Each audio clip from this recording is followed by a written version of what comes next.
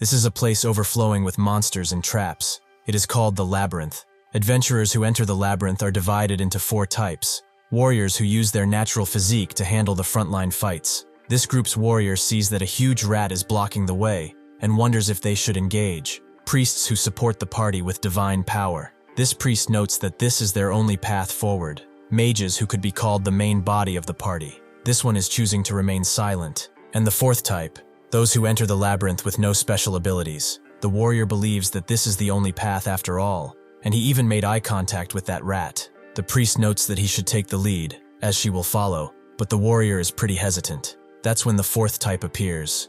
A boy as young as they, but physically more built. He wants to step forward to fight if they can get out of the way for a bit. This is his type.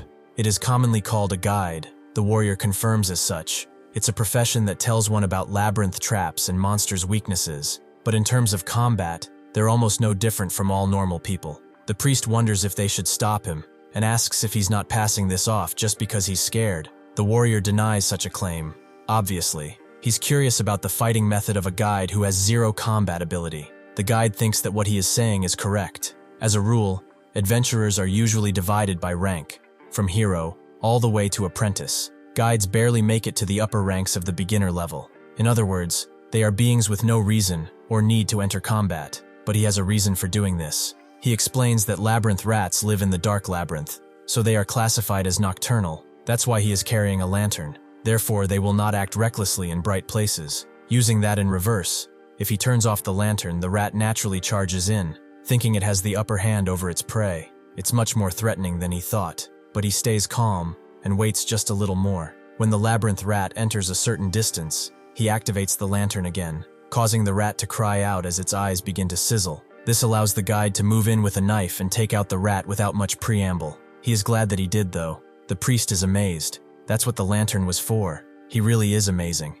The guide calms her down, noting that it was just a labyrinth rat. All adventurers can catch low-grade monsters like labyrinth rats. Although it's progress from before, suddenly another rat appears, and the priest tries to warn the guide, but the rat is already on him and opening its mouth to taste his succulent flesh. Before that can happen, however, a flame overwhelms the rat, swallowing him whole and turning him into ash in an instant. The mage notes that they offer to help catch it together, but he went out alone. Is he hurt anywhere? This girl is Reina. He is a childhood friend. They parted ways a few years ago, but recently met again. He did not expect her to become this strong. The guide notes that if he hadn't been careless, he could have caught the 2 of them too. Reina puts that aside and asks where her thank you is. The guide just turns to walk and thanks her rather standoffishly. As he sits down somewhere, Reina approaches and taps his shoulder, asking if he's okay. He has seemed a little uncomfortable since earlier. Is there some sort of problem? Well, it is strange that he is working as a guide in the first place. Why is someone who wanted to become a hero a guide? Could it be because of the incident back then? The guide remembered that incident, as it's something that he could never forget. His childhood dream was to become a hero. However, on that day, the day the village was attacked by those vile monsters, he realized he rushed out to save people. However, being weak, he could not do a single thing. He couldn't become the hero he dreamed of as a child. Unable to become a hero, he ran away to become a guide. That's basically it. Reina notes that it really was because of that. But why did he catch the labyrinth rat alone earlier, even though he realized he was weak? The guide explains that he has a goal he wants to achieve, and for that, he needs strength. Because if one is weak, they cannot do a single thing, and he cannot remain weak forever. Reina smiles fondly, and says that since they talked and rested, they should go and look for that mandrake, because that was the request they accepted after all. Most adventurers maintain their livelihood by taking various requests. Beginners like him typically form teams and enter labyrinths. Suddenly, he looks into a dark corner of the labyrinth, and the direction is the inner part of the labyrinth. Reina asks if something is there, and the guide guesses it's his imagination, although he wonders. After rejoining the group, they decide to split up to search for the mandrake. Assuming their current position is A, Reina and he will search Area B. The warrior and priest decided to investigate Area C. It's an efficient way of scattering. In Area C, the warrior notes that they roughly look around here, so they should go to the opposite side. He asks the priest where she's going, as they have already looked around there, and she apologizes, as she couldn't really concentrate. The warrior guesses that he keeps looking focused because of the guide, but should he have stepped forward earlier too? He needed to show something cool as well. Suddenly he spots a chest, and notes that they can't pass it up at all. The priest is a little scared, however. It might be trapped, so they should ask the guide for help. The warrior immediately gets annoyed.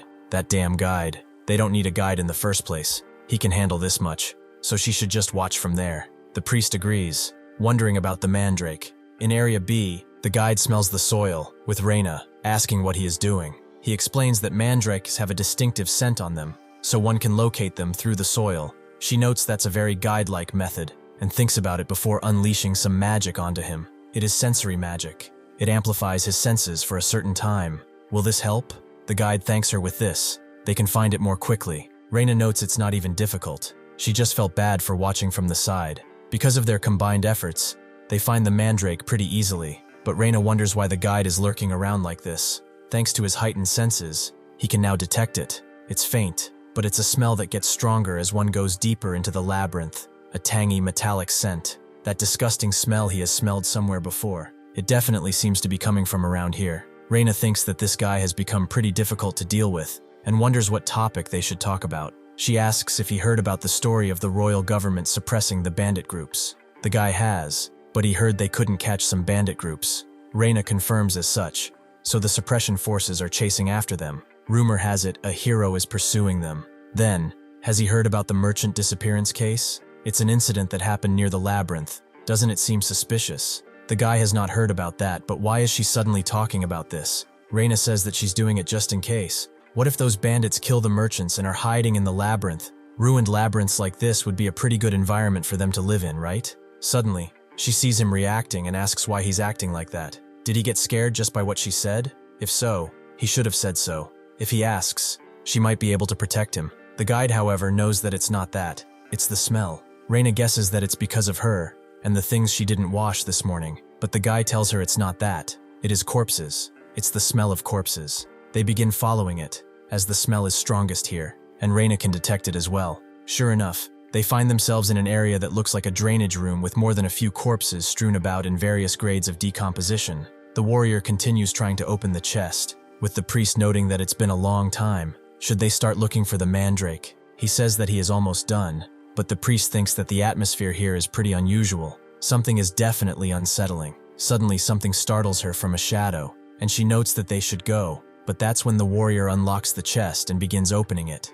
She goes to him, noting that he shouldn't open it suddenly, but the warrior just told her to watch. This much is a piece of cake, even for him. The priest looks at this place again, and notes that it's pretty huge. Is there space inside of it too? What was that sound from earlier? Well, it's probably nothing serious. Maybe just a small rat. The warrior turns to the chest and finds quite a few valuable things, but then falls silent. The priest asks if he heard that sound earlier, calling him Simon. She asks him again and again, but when he doesn't answer, she puts her hand on his shoulder, only to see that he has been struck by an arrow right into his neck, likely poisoned, if not fatal. The guide begins running, as it's too dangerous to move separately in a situation like this. They need to quickly rejoin the warrior and the priest, because right now, this labyrinth is the home of monsters that kill people, and under no circumstances will they let them live. The person living here is a murderer. Just as the murderer is about to strike the priest in the neck, she manages to block his strike with both of her hands, the knife going through them and causing her to wail in pain,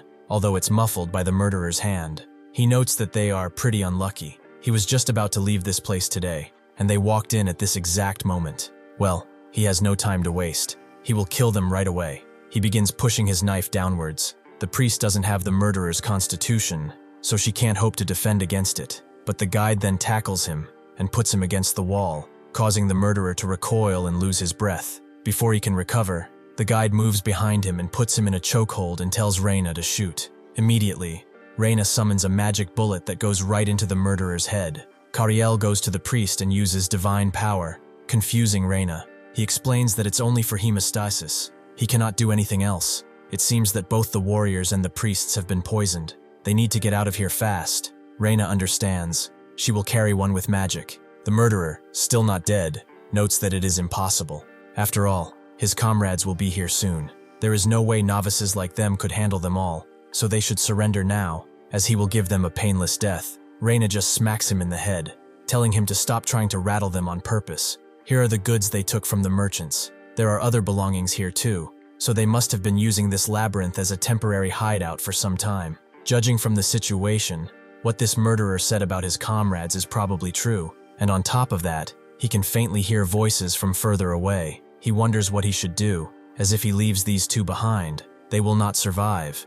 But could he, a guide, actually save them? He looks at a priest who begs him, but suddenly he sees a pair of hands in front of him, someone telling him not to look, calling him Kariel. It's his mother's voice that tells him that he knows full well that looking will only bring him more pain. There is nothing he can do anymore. Kariel notes that they're looking at him with eyes that are begging for help, but his mother suddenly laughs. Has he already forgotten the day the monsters attacked? How he turned away from that child who was crying out for help? He should listen carefully while he still can. He is not a hero. Saving others is the duty of the strong. He is part of the weak, with such frail arms. Who could he possibly save? So he just should pretend he did not see anything. Kariel eventually agrees. Someone weak like him, how could he save anyone? He should just pretend not to see. He is not a hero, or anything anyway. Suddenly though, Reina snaps him out of his stupor, shouting his name. She asks if he's all right, as she needs him to focus. Kariel grits his teeth, thinking that she's right. Now is not a time to waste, to linger on the past.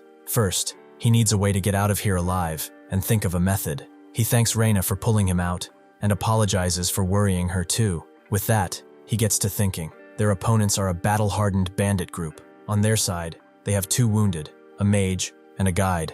The setting is an old labyrinth. But wait, if it's something like this, then it might just work. He calls out Reina, and tells her that from here on, she should follow his lead, as he might have found a way to get out of here. Sure enough, the other bandits come inside the labyrinth, with one of them telling the others to move quickly, as they need to leave this place today. Another one notes that the guy who was chasing them is said to be the hero who injured their boss. The first bandit agrees that's why the boss told them to hurry. Suddenly though, as they get into the labyrinth at the crossways, they see the guide, wondering who he is. One of them wonders if it's the hero, and if he has found them already. But the second boss thinks that there's no way he is the hero. Wait, he is carrying their stuff? This little bastard is trying to run off with their jewels. Before he can go to do something, the second boss stops him and notes that it doesn't matter if he knows them or not. They are in a hurry, so they don't want a pointless fight. He should hand over the goods, and they will let him pass naturally. Even if they are bandits, they can be pretty reasonable. There's no point in shedding blood needlessly, right? Kariel thinks that it sounds like they are making an offer, but from the start, these guys are killers. Avoiding a fight is not an option.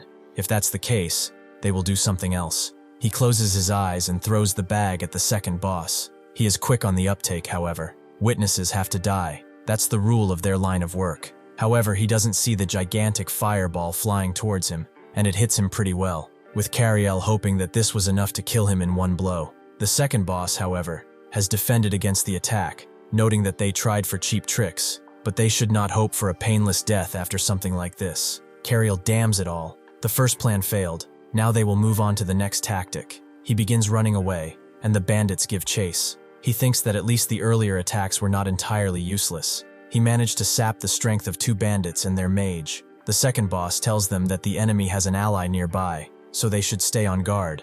They begin throwing a bunch of knives at Kariel too. His legs begin locking up from the tension, but if he moves just a little farther to the front, just a little more, even against their mighty strikes, if he can hold out just a little longer, he will be fine.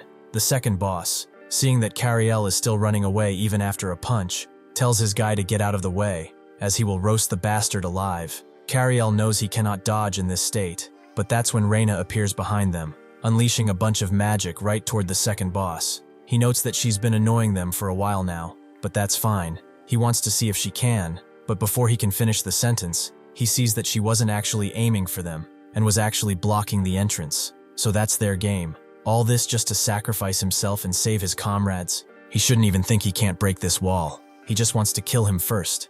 That's all. Kariel laughs at him, catching his breath, noting that something like this won't happen. He remembers the plan he told Reina about. First, they will move the warrior and the priest to a safe zone. Then they will strike the bandits first. If that fails, they will lure them to an Area C. She naturally didn't like the plan to block off the passage in Area C. That's basically using him as bait while she runs away. She would never agree to something like this. Kariel, however, told her that's actually one part of the plan. The truth is, the more important part is this. The sensory amplification magic she used earlier. Can she also block hearing with it? The mandrake is a monster that screams the moment it is pulled out of the ground.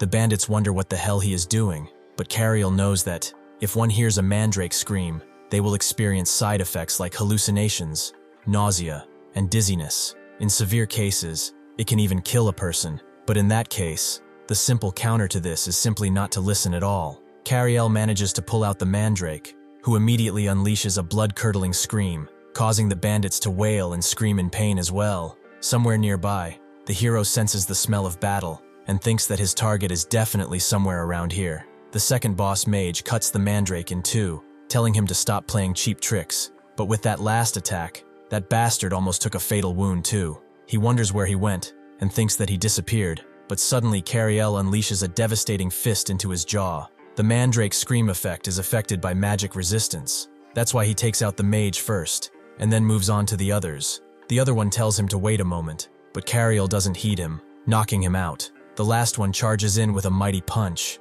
Kariel weaves it and puts him into the wall. Just like the other one, the brute tries an overhead strike, but Kariel blocks it and puts his forearm right in his throat. The brute immediately reacts and tries to put his thumb right in Kariel's right eye, but he dodges with milliseconds to spare. The brute only hits the side of his face. Still, it hurts like hell. Kariel grits his teeth and continues applying pressure to the brute's throat, eventually knocking him out. Now they are able to carry the two injured out of here. Kariel notes that, thankfully, it worked out well according to his plan, but that was really close. Her mana almost hit rock bottom. Well, still without her in his plan, he could have never attempted it, right? Kariel agrees that if it weren't a mage of her level, he could have never even tried it. Most of all, he thanks her for following such a reckless plan.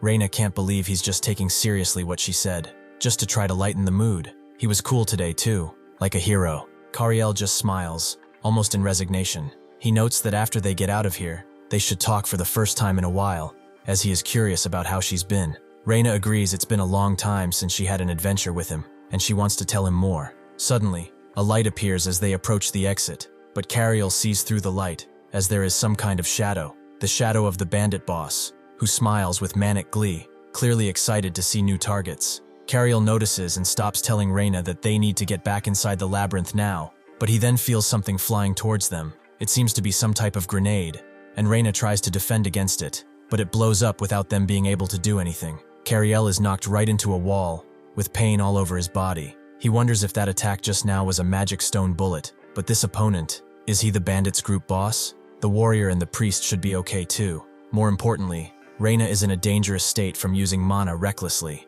He needs to get up quickly. Before he can even move, he gets kicked right in the stomach. With the boss surprised to see a guy, he just wasted a magic bullet for nothing, it seems. He doesn't have time to worry about trash jobs like this. There was definitely a mage too, however. He needs to find and kill them quickly. Kariel, even in this state, thinks that he shouldn't let him ignore him and leave, but his consciousness is getting fuzzy, even though he has to save Reina. It's no good after all. Can someone like him save people? Why does he try to save people in the first place? From birth? Or because he likes praise? Or maybe he admires the heroes? He doesn't really know. Why does he even try to get stronger? To save people? Or for revenge against the monster that got him? He said he doesn't know. He doesn't even know what to do anymore. Reina wonders if he ever needed a reason to try to save people. He is the one who always helped, even in such situations. Most of all, he wanted to become a hero to save people too, didn't he? Kariel notes that it was, but does that have any sort of meaning at this point? No matter how hard he tries, he is just a mere guide. Even if he gets stronger, nothing will change. He can never reach a mage like her, Reina. Even in his mind, he knows that she is pretty talented. After all, Kariel continues noting that only strong people can save others and kill monsters. As he trained his body and hunted monsters to get stronger, he naturally got better at it. But this is the result. He cannot save a single person. His mother was right. This kind of thing is what heroes do. Reina asks if he doesn't know what to do anymore, and Kariel agrees. He won't do anything anyway, since he can't save anyone. Reina notes that he already knows he can't pass by people in danger. Kariel sighs and asks what the proof is, but Reina just tells him to open his eyes, as his actions are the evidence. Sure enough, he opens his eyes and sees that he subconsciously grabbed the boss's ankle, who asks what he is trying to do with him. He unleashes another kick, punting him into the wall again, noting that he is already short on time. Now though, he can't even get up, so he should stay lying down like that, as it befits his position of a weakling. Kariel, thanks Reina. His confused mind has cleared up. What's important to him right now is to rescue people. The boss finds Reina and grabs her by a tuft of her hair, thinking that troublesome ones like mages need to be dealt with first. Well, since he found her, it puts his mind at ease. She seems to be trying to say something too, but obviously, she is probably asking to be saved. Unfortunately, there is no one here who can save her. Right now then, he will send her off in just one blow. Before he can unleash this devastating kick on her, Kariel strikes his side, making the boss wince in pain. He turns around and unleashes a mighty punch into Kariel's guts, sending him flying again. The boss knows what he did. He hit his injured spot. He should have just stayed still while he could. This time, for real, he should wait quietly, as he will kill him too. However, the boss begins laughing, as there is no way he is getting up again. He is like a cockroach. Kariel knows that what's important right now isn't some convincing reason. What is important right now is that he won't look for excuses or reasons anymore, because he wants to do it. He will save people. This is something he is doing of his own will. The boss is surprised to see a guide who can actually use divine power. He certainly is no ordinary man, but even so, what exactly does he think he can do? Nothing will change. After all, he is still just a guide. Kariel agrees. In this situation, nothing changes. The warrior and the priest were already gravely wounded, and even Reina is unconscious. However, maybe, just maybe, if the hero chasing this bandit group is on the way, then all he can do is buy time and hope that the hero arrives.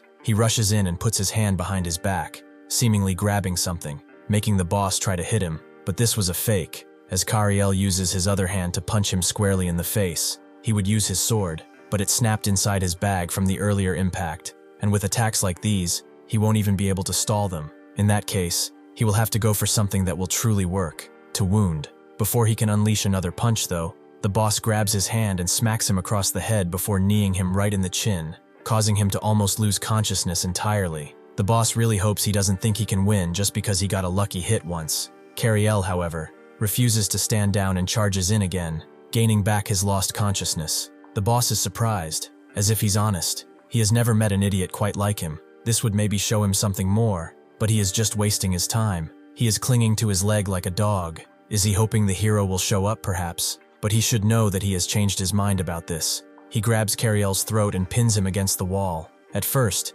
since he was in a hurry, he thought he would just ignore him, but now he sees that pests like him are much more dangerous than any mage, so he will kill them all before he leaves. Kariel, even in his state, believes that he has to hold out until the hero gets here, but his body is at its limit. He apologizes to Reina for not saving her, just like back when he dreamed of being a hero, someone whose mere presence could put everyone at ease. That's when Kariel looks up and sees that the hero has arrived and blocked the boss's rocky strike. He clenches the boss's arm, breaking his knuckles, and the boss immediately retreats. He wonders why heroes are so obsessed with hunting bandits like him, instead of chasing the Demon King, but through his facade, he thinks he damned the guy for stalling him so much. The hero notes that he should know it better than anyone that the Demon King is already dead right now. They are the real plague. The boss notes that it doesn't matter. Today is the last day he will be on his tail, with the hero thinking that this is pretty funny because he was thinking the exact same thing, because he will die today. The bandit tries to hit him with his sharp rock,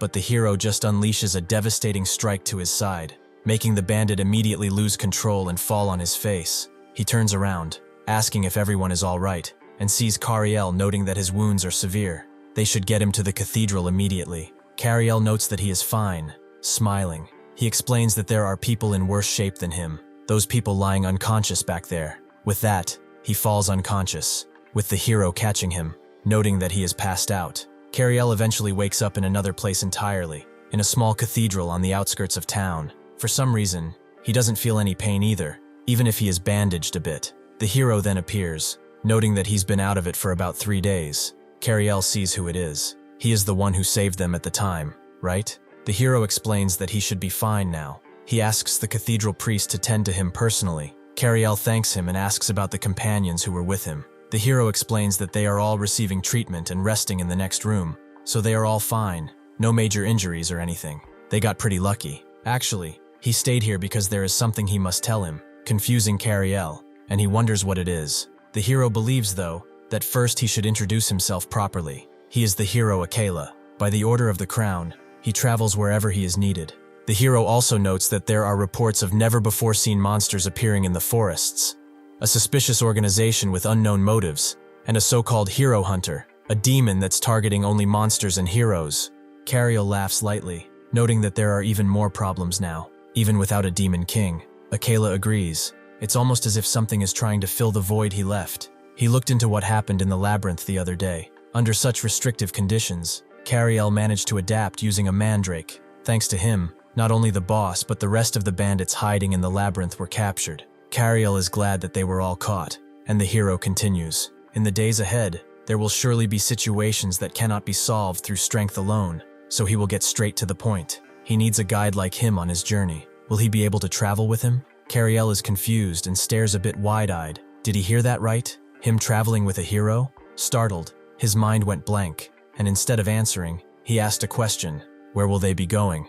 Akela explains that there is only one place they can go now, to the Forest of Golems. Before the hero can ask anything else, Reina comes inside the room, overhearing the conversation from outside. Kariel is glad that she's safe, but since she'll be traveling with a hero, she'll be fine. Reina is pleased with the hero letting her come along, as this guy is the type who'll end up dead on his own before he knows it. He'll need someone like her to cover for him, and if he has any conscience, he wouldn't leave her behind. Kariel wonders if they made some kind of promise or something, but Reina tells him to forget it if he doesn't remember. She can take a leave of absence from school or handle it somehow, as a mage is useful in situations during adventures, so she wants to come along as well. Reina and Kariel decided to set off on an adventure with the hero. The reason Kariel accepted the hero's proposal was that hope emerged for a goal that seemed impossible. By adventuring with the hero, he will grow stronger, and someday he will defeat that monster he saw back then with his own 2 hands. Akela takes him out of his thoughts and notes that they should get a move on,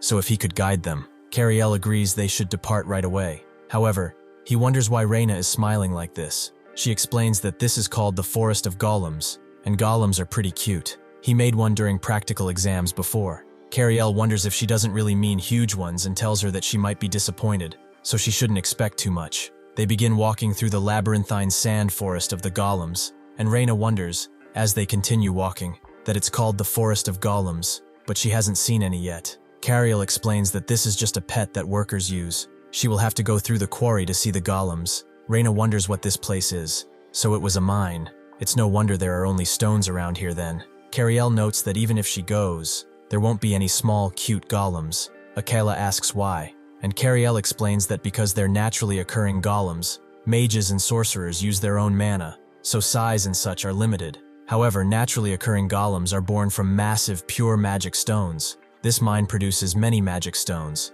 so natural golems appear. That's why it's called the Forest of Golems. But he wonders what the exact reason for coming to the Forest of Golems is. Somewhere else, a bandit trudges through the same halls, thinking that they are always making him do groundwork. He will endure it since he is the youngest, but this is really annoying. Suddenly, he sees the group, and he didn't expect to see anyone, but just in case, they should pass on quickly. Reina listens to the hero's explanation, who is saying that the suspicious groups have come and gone from this place, with their appearance being white masks, dressed in hooded robes, and carrying bags, just like the guy that passed them, the bandits. He just sheepishly looks at them for a bit before bolting, wondering why the hell they are even chasing him. Eventually, he ends up in a dead end with nowhere to go. Akela guesses that it's better for him to surrender, but the bandit just laughs, saying things will not go as easily as he thinks, making Akela have a bit of a sense of déjà vu about what he saw in the mine. Suddenly, though, a naturally occurring golem appears, with the bandit explaining that he is the one who lured them here. Reina is surprised that the golems are so big, and Kariel explains that it's okay. Natural golems do not attack people first. Akela wonders though, is that thing asking for a high five or something? Kariel looks up and sees that its palm is open, and it's descending onto them, crushing the entire area with ease. They begin running away, with Reina noting that he said it wouldn't attack, but it's doing the opposite. Akela, seeing that it's pushing forward, plants his body down, and pushes against the golem's hand, stopping it for a bit. He asks Kariel if he can assess the current situation, and he guesses that it's the core. Someone must be controlling the golem's core. Akela understands that he will need to divert the enemy's attention elsewhere. Somewhere else, another bandit knows that the golem's right arm is being blocked by something, and another bandit tells him to attack with the left if that's the case. He turns around, wondering what those guys even are. Could they be sent by the royal government? However, seeing through the golem's eye, he sees that it was just one guy who blocked it. He tells the one controlling the golem to aim for the one on top of its arm. The golem holds its left hand still and raises its right one toward Akela. Thinking that from the earlier counterattack, he felt that if he clashed head-on, he would be in danger. Then he has no choice but to use a different method. He begins rushing onto the golem's left arm, and as soon as the right one reaches him slowly, he ducks under it, vaulting slightly, and gets right through it, shocking both his group and the bandits. The one controlling it is surprised that he is planning to climb up onto the golem's arm and wonders what they should do. Should they go out and fight? The other one denies it. Golem users like them do not need to fight directly, because after all, they have more than one golem, and these ones are much smaller and faster than the large one, right? Kariel tells Reina they should chase after that suspicious person they were originally pursuing, but this is what he dreamed of in his childhood, a hero's battle. Akela rushes through the small golems, with one of them unleashing an energy attack that he swiftly dodges. The other one steps forward, preparing to unleash another blast, but Akela grabs his sword swiftly and puts it right through the golem, taking it out. The other, more burly golem charges in with its fists, but Akela simply jumps as it tries to punch him and puts his blade right in the golem's opening, where its neck is, and slices, taking off its head cleanly and letting it fly in the air helplessly. One of the bandits inside the golem is shocked to see a top-tier golem defeated so easily. Just who is this guy? Since even the golems are useless, they have no choice but to run or hold out. Before they can think of anything more, they feel a presence, and they both look at the opening, and there they see that Akela has arrived. He was wondering where they were hiding out. It seems that they were behind the golem all this time, huh? Kariel chases after the low-tier bandit, telling him to stop and let him inspect the bag, but the bandit knows that he is just a low-level nobody. He only does deliveries, so why are they chasing after him? Kariel tells Reina to bind his legs since the gap isn't closing, and she explains that she doesn't know how to use two spells simultaneously. Kariel tells her to then ride right on his back and cast magic. Reina is immediately shocked, noting that perhaps for a moment it would be fine.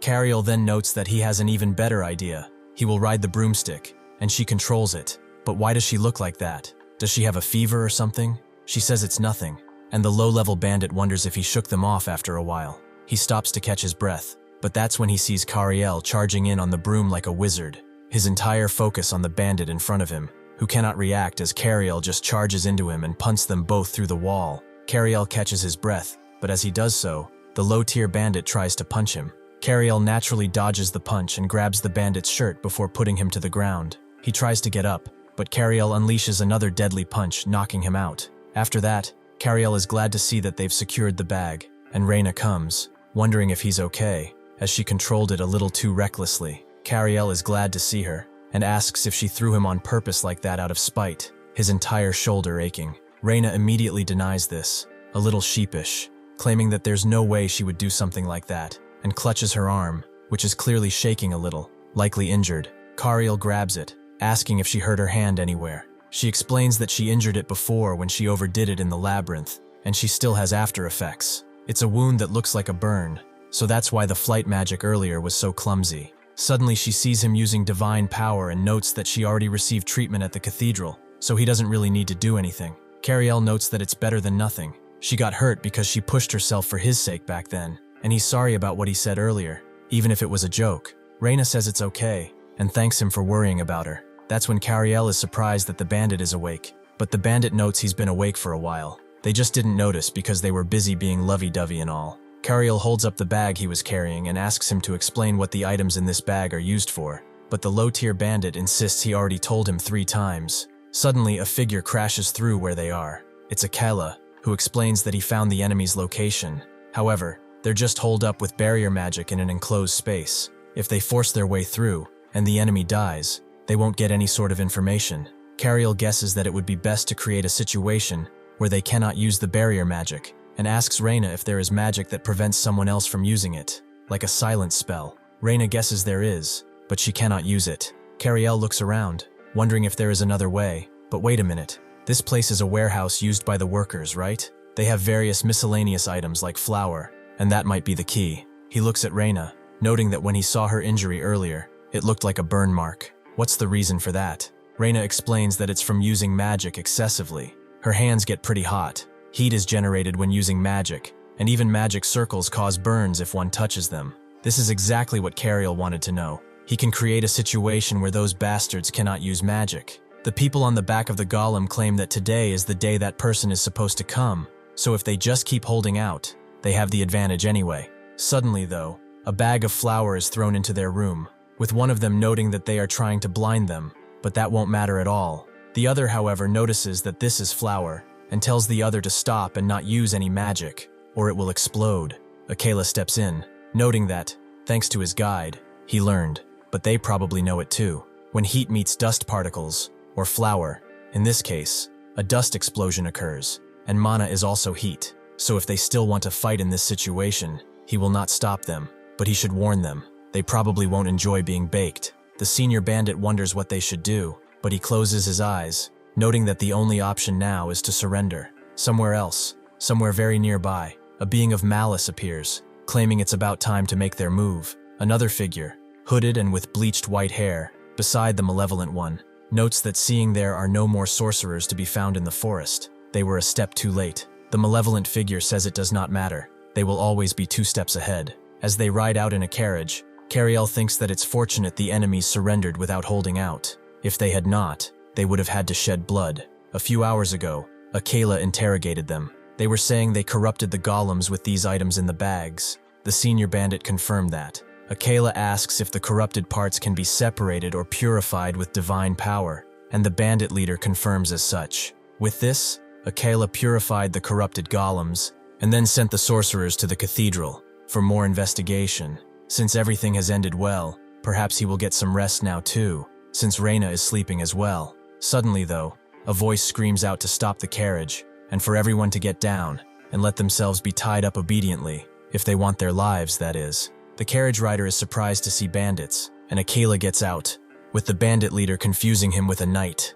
Akela notes that's pretty rude. He's a hero. The bandit leader notes that he's a pretty amusing one, but if that's the case, this side has hostages. If he so much as shows any signs of attacking, these hostages will immediately die. Kariel wonders what they should do, and Akela notes that he doesn't think they need to move and provoke them unnecessarily. One of the bandits notes that they're just chattering uselessly. He can see that they are racking their brains for an answer that they don't have. Suddenly, though, another shadowy figure appears from behind the one that was talking. His helmet is suspiciously similar to that of the heroes. The bandit leader, seeing that they are being attacked from behind, immediately moves in to kill one of the hostages. But just as she is about to be stabbed, the shadowy figure cuts his hand and then kills him on the spot. Another immediately moves into another hostage, but that's when Akela moves in, striking him in the chest and taking down the bandits with practiced ease. After they are done with them, Akela crouches down to the girl who is about to be stabbed, petting her on the head, noting that everyone is safe now.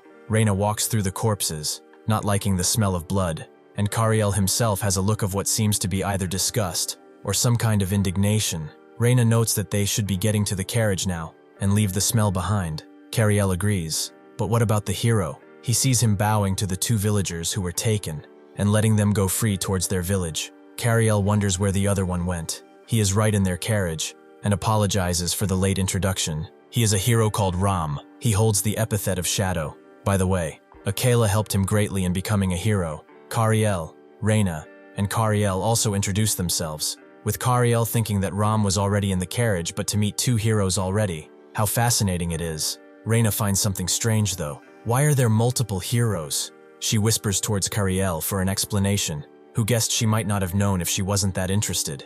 The hero she is thinking of is one who fights the Demon King, right? The kind of hero who is chosen by the Holy Sword. On the other hand, regular heroes are superhuman beings who receive titles from the king, or think of themselves as national representatives. Ram confirms as such. At the same time, they receive epithets matching their abilities. The reason his epithet is Shadow is that he excels at assassinations and infiltration rather than combat. Reina wonders what epithet Akela has, and he explains that he has the epithet of the Pursuer. He excels in tracking and physical abilities. Kariel also explains that it's not just 2 heroes who have them.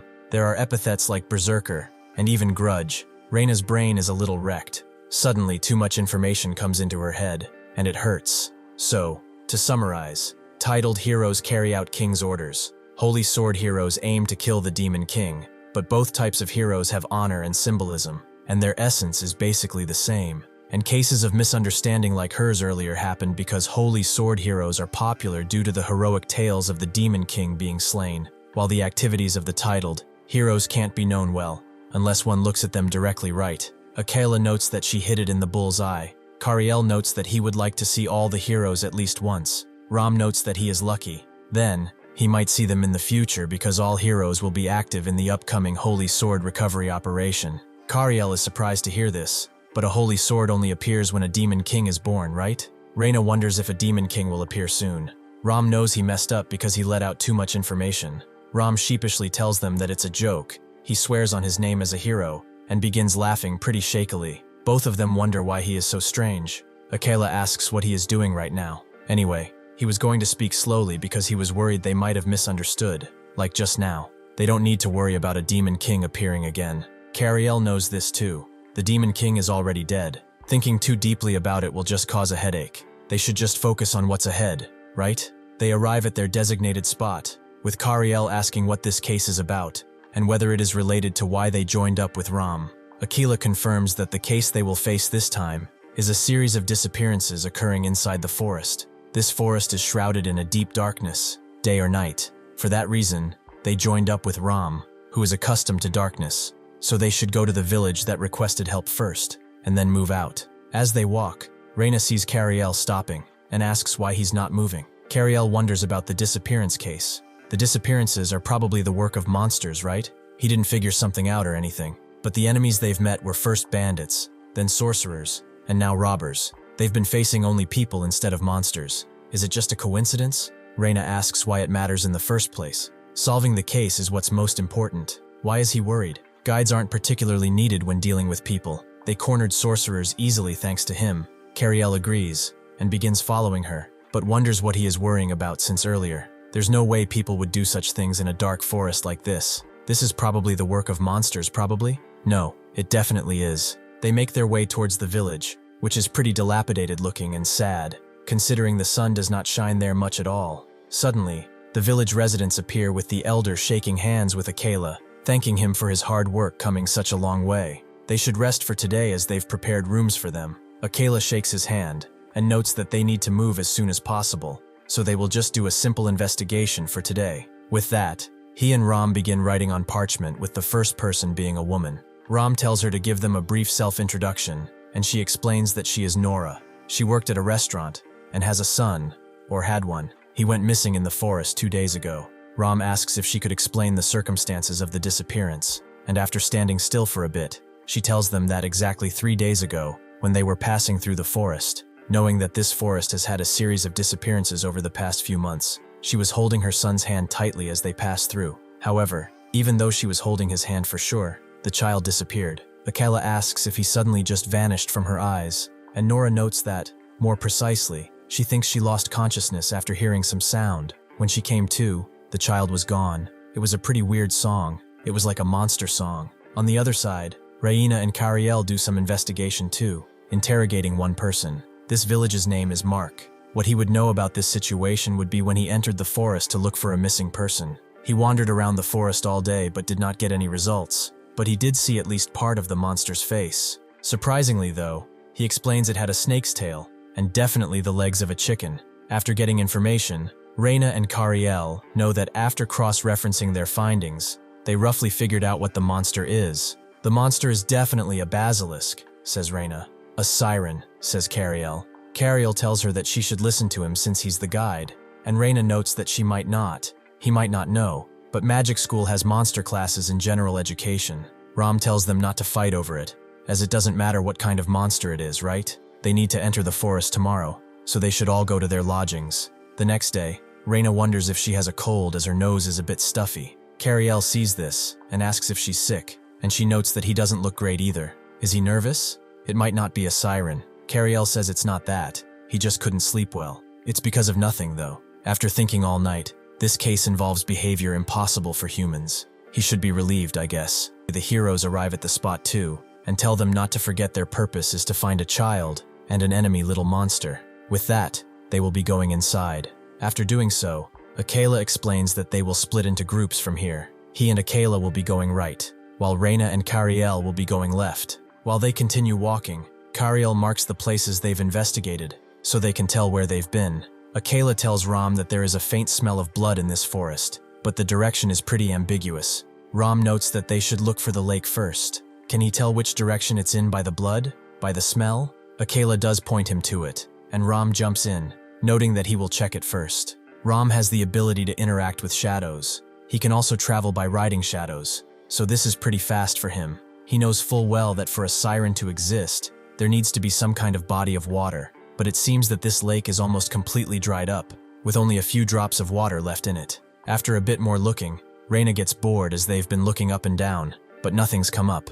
Kariel agrees. They've been looking for quite a bit, but there is one place they have not searched yet. That would be up there. The trees in this forest have such a huge circumference that even the branches are pretty enormous. Countless branches intertwine and can even form a complete other layer. So, this is why the forest is dark, and there are claw marks on the bark of the trees too. This looks like the traces of a basilisk climbing up a tree. But who is going to climb up and investigate? He looks at Reina, who already knows what she needs to do, and goes on her broom. Kariel tells her that she can calm down if she is scared, but she says it's fine, even though it's scary. She sees a gap through the layer, and notes that she should investigate it. She grabs it and makes her way through it, but then sees something that looks very similar to a corpse head.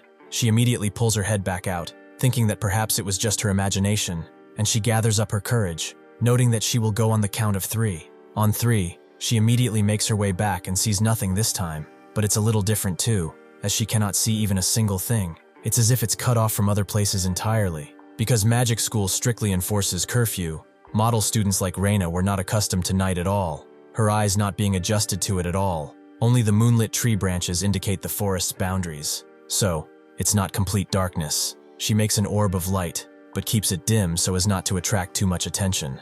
As she continues making her way through the upper layer, she gets increasingly more afraid, and wonders if she could always hear her heartbeat so clearly, and her footsteps are loud too. Though Reina was conscious of even small actions due to tension, she was missing one other important thing. She wasn't properly using her sense of smell at all. That's when, though, she discovered a smell. A disgusting smell that she shouldn't get used to, but somehow became familiar with. It's the smell of corpses. She immediately freezes upon sensing it, as this was definitely here from the beginning. So why didn't she notice it? Could it be because of her cold symptoms? The silence is getting to her, and she thinks she needs to get out and report back to Kariel, as he will know what to do. As she walks, though, her foot snags on something, and she puts the light orb to it, but she can't really make out what it is. She powers up the light orb a bit more, and her heart stops as she sees that it's a head. Her heart continues hammering, and she tries to make a sound, but then immediately crouches down and puts her hands over her mouth. Reina's heart no longer made that quiet sound of beating. Instead, it pounded like a drum. That sound felt so loud that it might even leak out, so Reina stayed crouched in that spot for a very long time. After she calmed herself properly so that she could walk, she let out a sigh of relief and stilled herself. They should get out of here right away, but even though she calmed down, this thumping sound of her heart has not stopped yet. As she looks forward, though, she sees that, unfortunately, she was never truly alone in this place. Reina's breath catches as she knows she made eye contact with something, but she doesn't know what kind of monster it is. Her body does not respond to her anymore. Is it the physical reaction, or the monster's ability? She thinks of using defensive magic first, and she will run away. But when should she run away? Right now? She decides the moment a bead of sweat drops down her face. She turns around, aiming to run away, but it's already too late, as the monster snags her. Down below, Kariel paces, as it's been about 10 minutes since Reina went up there. Wasn't she supposed to be just investigating? Why isn't she coming down? This won't work either. He needs to join up with the heroes and go up together. Suddenly, though, he hears a sudden explosion sound above, and the heroes hear it too. From above, Reina seems to be falling down, and he wonders why she is here, and more importantly, he cannot lose her. He immediately rushes in and catches her, asking if she's okay, but it's pretty damn clear that she's not, as she is bleeding lightly from her head, and her expression is that of horror mixed with exhaustion.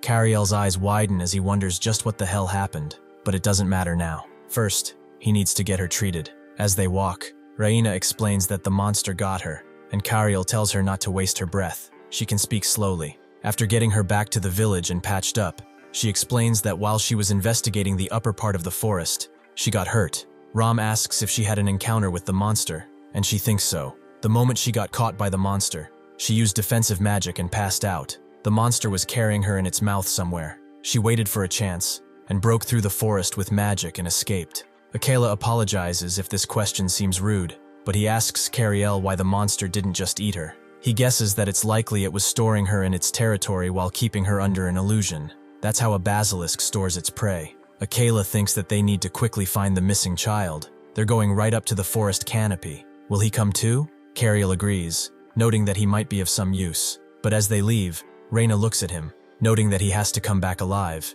and he nods, telling her not to worry. A guide's reason for existing is probably preventing variables beforehand after all. He crouches down with the heroes, and explains that before they go in, they should allow him to explain about the basilisks. Ram notes that basilisks have the evil eye of petrification, right? Kariel confirms as such, but abilities and countermeasures are all different depending on the legend and environment. The basilisks here use illusion, not petrification. They just need to be careful of their gaze. Also, depending on whether it simply has a snake's tail, or if a snake is attached, it's sometimes classified as a cockatrice. Looking at monsters from a different perspective than ordinary adventurers, reassembling them after breaking them down to reduce variables is the guide's role. Besides this, they also have knowledge of hunting, monsters, and dungeon ecosystems, so guides tend to work well with mages. He said he thinks so grandly, but it's true that the guides are just weak and are compensating. They climb up to the place where Reina was with Akela, never expecting a place to be so big up in the trees. But the monster smell is definitely thicker here, the smell of chicken and snake. Ram continues, it doesn't seem to be just one or two. Just as there are grades for adventurers, the same goes for beasts and monsters. Basically, they are divided into lower, middle, and upper monsters, which beginner, intermediate, and advanced adventurer parties can handle respectively. In the case of basilisk, their fusion of snake and chicken. Thanks to the illusion through gaze, Chimera's characteristics are regular movement and a body with no real weak points. It is undoubtedly classified as an upper-class monster. One descends on Kariel, aiming to take off his head. He tries to move his body, but he can't, just like when he was a child. Before the basilisk can snap his head though, Akela pushes him away and puts his blade through the basilisk's mouth before cutting it perfectly in half, his blade easily ripping through its flesh. He asks Kariel if he's alright, and to please leave the fight to them. Ram also notes that there are several more coming their way, so Kariel should go and find the child. He agrees and crouches down behind one of the trees, thinking that he cannot be the deadweight following along who is not helpful at all. He wants to watch the situation a bit more first, then go look for the missing boy. One of the basilisks charges through at Ram, pinning him, but he is fine. He does not make eye contact, just as Kariel said, and smashes his knife into the basilisk's eye, going further to go to its brain and killing it. He sees something surprising, as this basilisk does not seem to have a tail at all. Before he can think about it more, another appears from behind, and screeches at him as it charges. Ram immediately smashes his fist into it a bunch of times, but for some reason, it begins regenerating. Kariel himself is shocked as well. Basilisks definitely do not have any regeneration abilities. Is it an illusion? But he can see it from far away as well. He does not know the cause, but for regenerating monsters, the weak point is the heart. He screams at Ram to run, telling him to aim for the heart immediately. He pins the basilisk's wings and pulls it down, allowing Akela to rush in and smash his blade right into the basilisk's heart, killing it instantly. Suddenly though, before they can do anything more, that same haunting song begins to play out, the one described by Nora, and Kariel seems to know what it is, but it's something that shouldn't be here at all. This is a siren. Akela can still feel that he can move his body, and he needs to get out of here quickly, but that's when he is met with the eyes of a basilisk, and he cannot move anymore. Kariel thinks that this is crazy. How can something like that exist here? How is that even possible? Just how? How can a siren be up above and nowhere near water? The song she is playing now is putting him more and more under its spell. He needs to stay focused as his vision is getting fuzzy. Before he can fall asleep, he smacks his own ears roughly as he needs to get it together. He cannot stop here. Not yet. It seems that his eardrums have burst from his attacks, but it doesn't matter, as he can definitely get it fixed later. This would be something that would make someone wince in pain, but Kariel's face is resolute. Akela can't move at all, and remains in place as the basilisk slowly opens its demonic mouth and lunges toward the helmet. Just before it snaps its beak though, Kariel jumps in and saves him, asking if he's okay. Akela gets the spell removed from him and says that it's fine. First, they will need to get out of here. Kariel wonders where Ram is, and Akela notes that he was right next to him. It seems he was put under the song's spell as well. Akela grabs him, and they go hide for a bit. Ram thanks both of them, as he is alive thanks to them, but wonders if Kariel's ears are okay. Kariel confirms as such. Akela has healed him with divine power anyway. They need to figure out what that strange chimera is. Ram agrees. Also, that chimera might be able to regenerate as well. It's just like that basilisk from earlier. Above all, there is the siren song and the basilisk vision too. He cannot deal with those two attacks at the same time. Akela asks if it can regenerate. They need to aim for its heart. But where is the monster's heart? Or does it have two? Kariel thinks about it. The heart should be somewhere in the middle. Basilisks are a mix between a snake and a chicken. But the main body is definitely a chicken. There is no way there is a heart in the snake part. But if it's a siren basilisk fusion, which one is the main body? But is that even possible to begin with? Even earlier, weird stuff happened with the golems as well, right? So there might be a way to solve this just like before. If he thinks about it a little more, just a little more, he is definitely missing something here. It's something extremely basic. Akela notes that they should leave the thinking to the guide and come up with a plan. Ram points at the map because, looking at it, to reach the siren, they have to pass tons of basilisks, so they probably can't withstand all those mental attacks at once. One person should be bait to buy time, and the other should target the siren. Ram asks Akela how his sword works, and he explains that he charges his sword with divine power and then releases all the sword power at once. There is still some divine power left in the sword. Ram notes that he will take the bait roll then, and Akela guesses he will only get one chance too. But alright, he will go for the siren from behind. They both look at Kariel and wonder if he figured out which part is the main body. Kariel nods. There is no time, so he will tell them right away. With this plan in mind, Ram steps out, noting that it's pretty late at night. It's the perfect stage for beasts like them. Well, he guesses it's not really fitting for heroes. The basilisks charge at him, and he unleashes a bunch of strikes with his cloak at one, before another jumps in and tries to eat him, but he immediately redirects his cloak and cuts the basilisk in two. He looks the siren dead in the eye, and something changes as he faintly hears her song. He rushes in, taking out 3 basilisks. Ram aims directly for the siren, using his cloak to stab it through the chest. He thinks he stabbed it. However, the pressure on his body snapped him out of his dream, as he was below 2 basilisks. He wonders when he got here, and Akela, using this opportunity, charges from the side. Completely ignoring the basilisks and looking to strike the siren directly, Kariel told him previously that the part he should go for is the basilisk's side, and he does so, shattering it utterly with his divine sword. This seems to have done the trick, as the spell on Ram is broken, and he is able to eradicate the basilisk that is charging towards him. Kariel moves around, thinking that the missing child should be in the first place where they store food.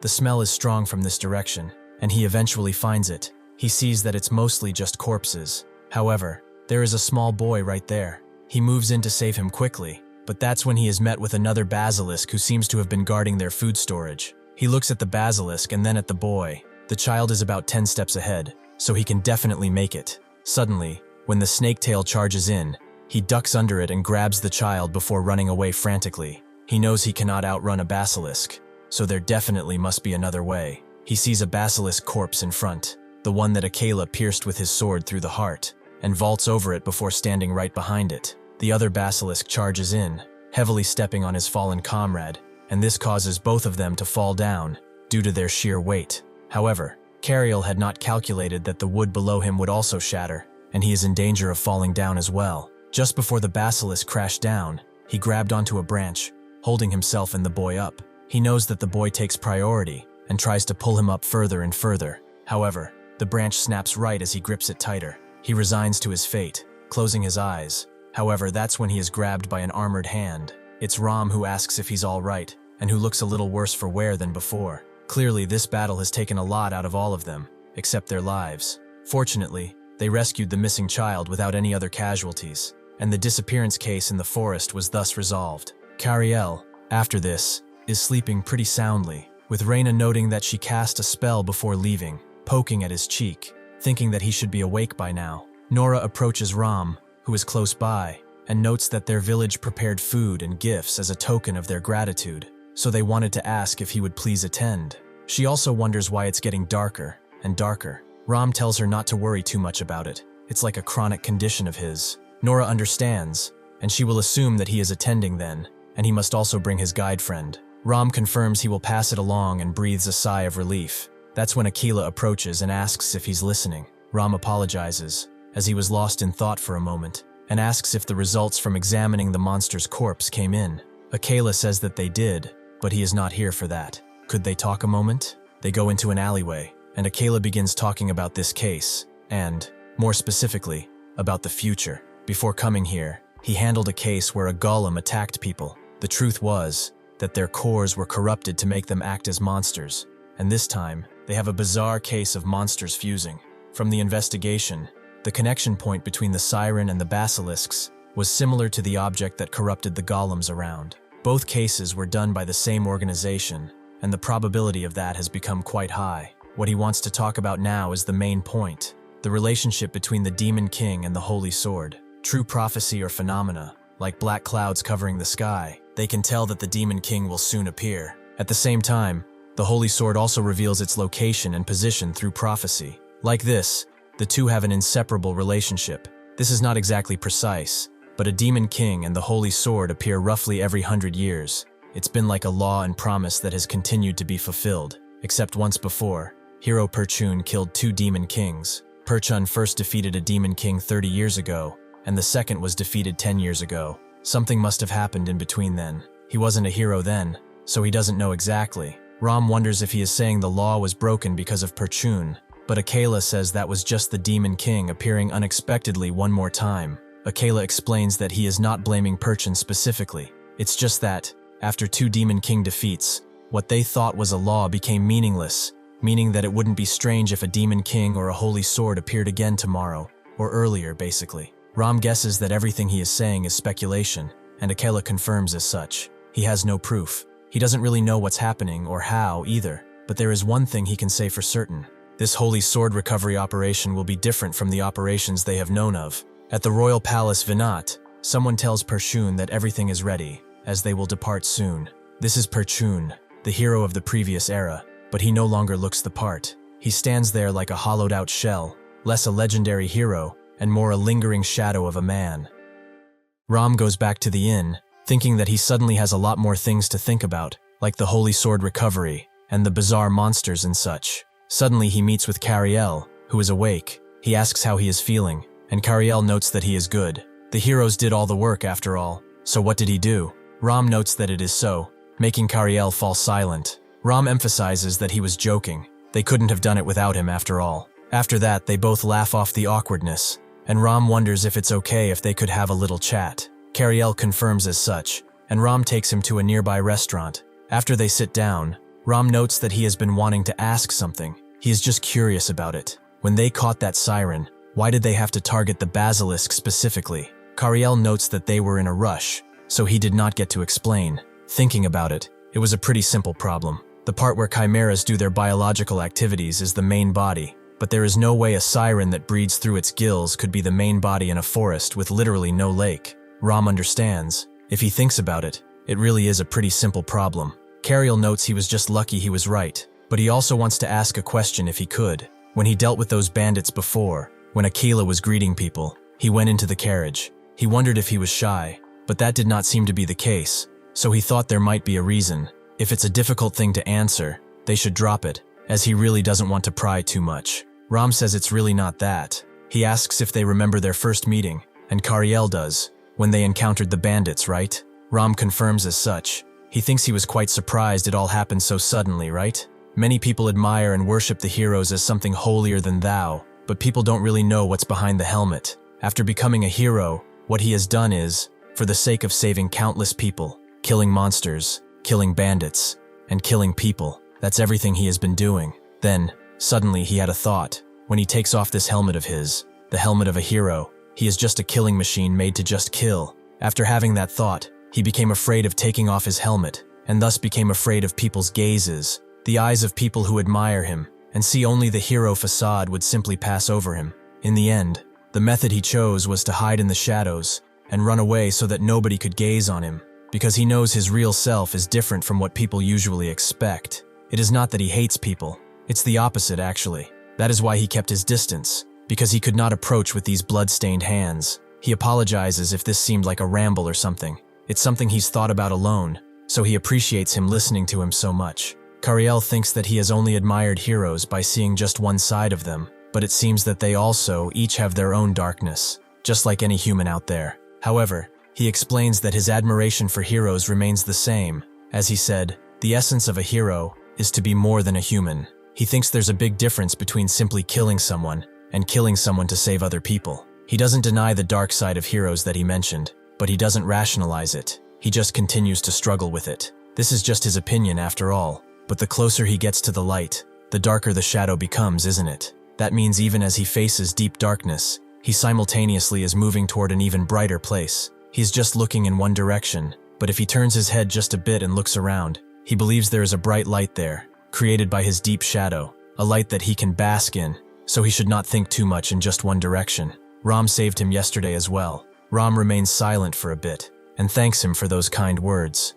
He never heard anyone else say something like that before. As they continue talking, someone who has been listening to their conversation lets out a loud sigh, thinking that their words are utterly ridiculous. After finishing their conversation, Kariel's group leaves the village and says farewell to Ram, with only Kariel crying about it. As Ram walks, he feels like he forgot something pretty important. Did he leave something behind? It seems so, as the villagers prepared some cake and gifts for them, but they just kinda left. Anyway, he shouldn't forget why he became a hero in the first place. It was to help people. He should be more like his brother and sister. Suddenly, though, he hears a blood-curdling scream from the forest. If he investigates now, he might be late for the Holy Sword recovery operation, but he should not hesitate further. He has to go. He did not become a hero just to recover some old sword. Akela goes to the great cathedral to hear some prophecies about the Holy Sword recovery, and Kariel and Reina decide to look around the town in the meantime. He notes that they should buy what they need separately, and meet back here. Reina wonders if they really need to go separately,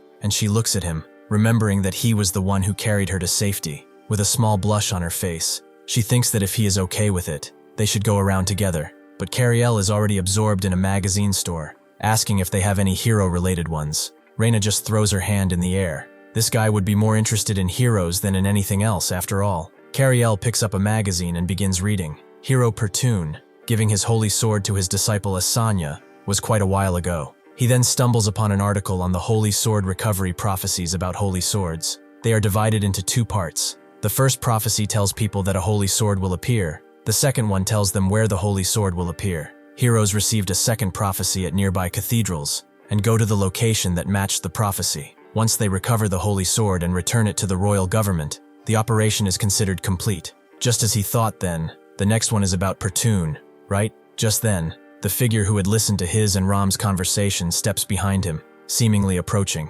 Meanwhile, Ram, who was investigating the forest, wonders what he heard. He came pretty deep, but there are no traces of monsters. He should head back soon. Suddenly, though, a monstrous hand lunges towards his neck and grabs him tightly. Ram wonders what he should do about this, but this is not just a simple monster after all. Ram immediately stabs the monster in the hand that was holding his neck, allowing him to be free. He knows that his throat almost got torn out, so this is him, another problem element alongside that mysterious group.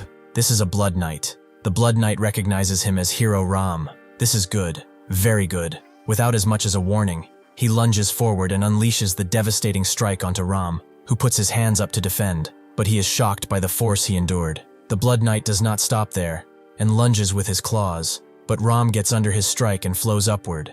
The Blood Knight notes that he is living up to his shadow epithet. Those petty tricks of his serve him really well. Ram thinks that he heard about the Blood Knight. He's only heard the name though. He has no other information other than that he targets heroes. The Blood Knight hopes that he's not just running away. He seems like he is thinking quite a bit. Ram thinks that for now, he has no other choice but to keep his distance and look for an opening. So he begins flowing through the darkness of the nearby trees, becoming one with it. The Blood Knight notes that, fortunately, running away doesn't seem to be something he does frequently, huh? Seeing him with his back turned, Ram explosively but silently lunges forward, aiming to stab the Blood Knight in the back. However, the Blood Knight begins to convulse as he leans down lightly, and something from his chest bursts with power, allowing spider-like pincers to come out of his back and reach the nearby area, cutting the trees down with zero resistance. Ram immediately stops his strike. He noticed that his armor transformed suddenly and shot out sword energy. Is this a technique used by explosively circulating all the blood inside his body?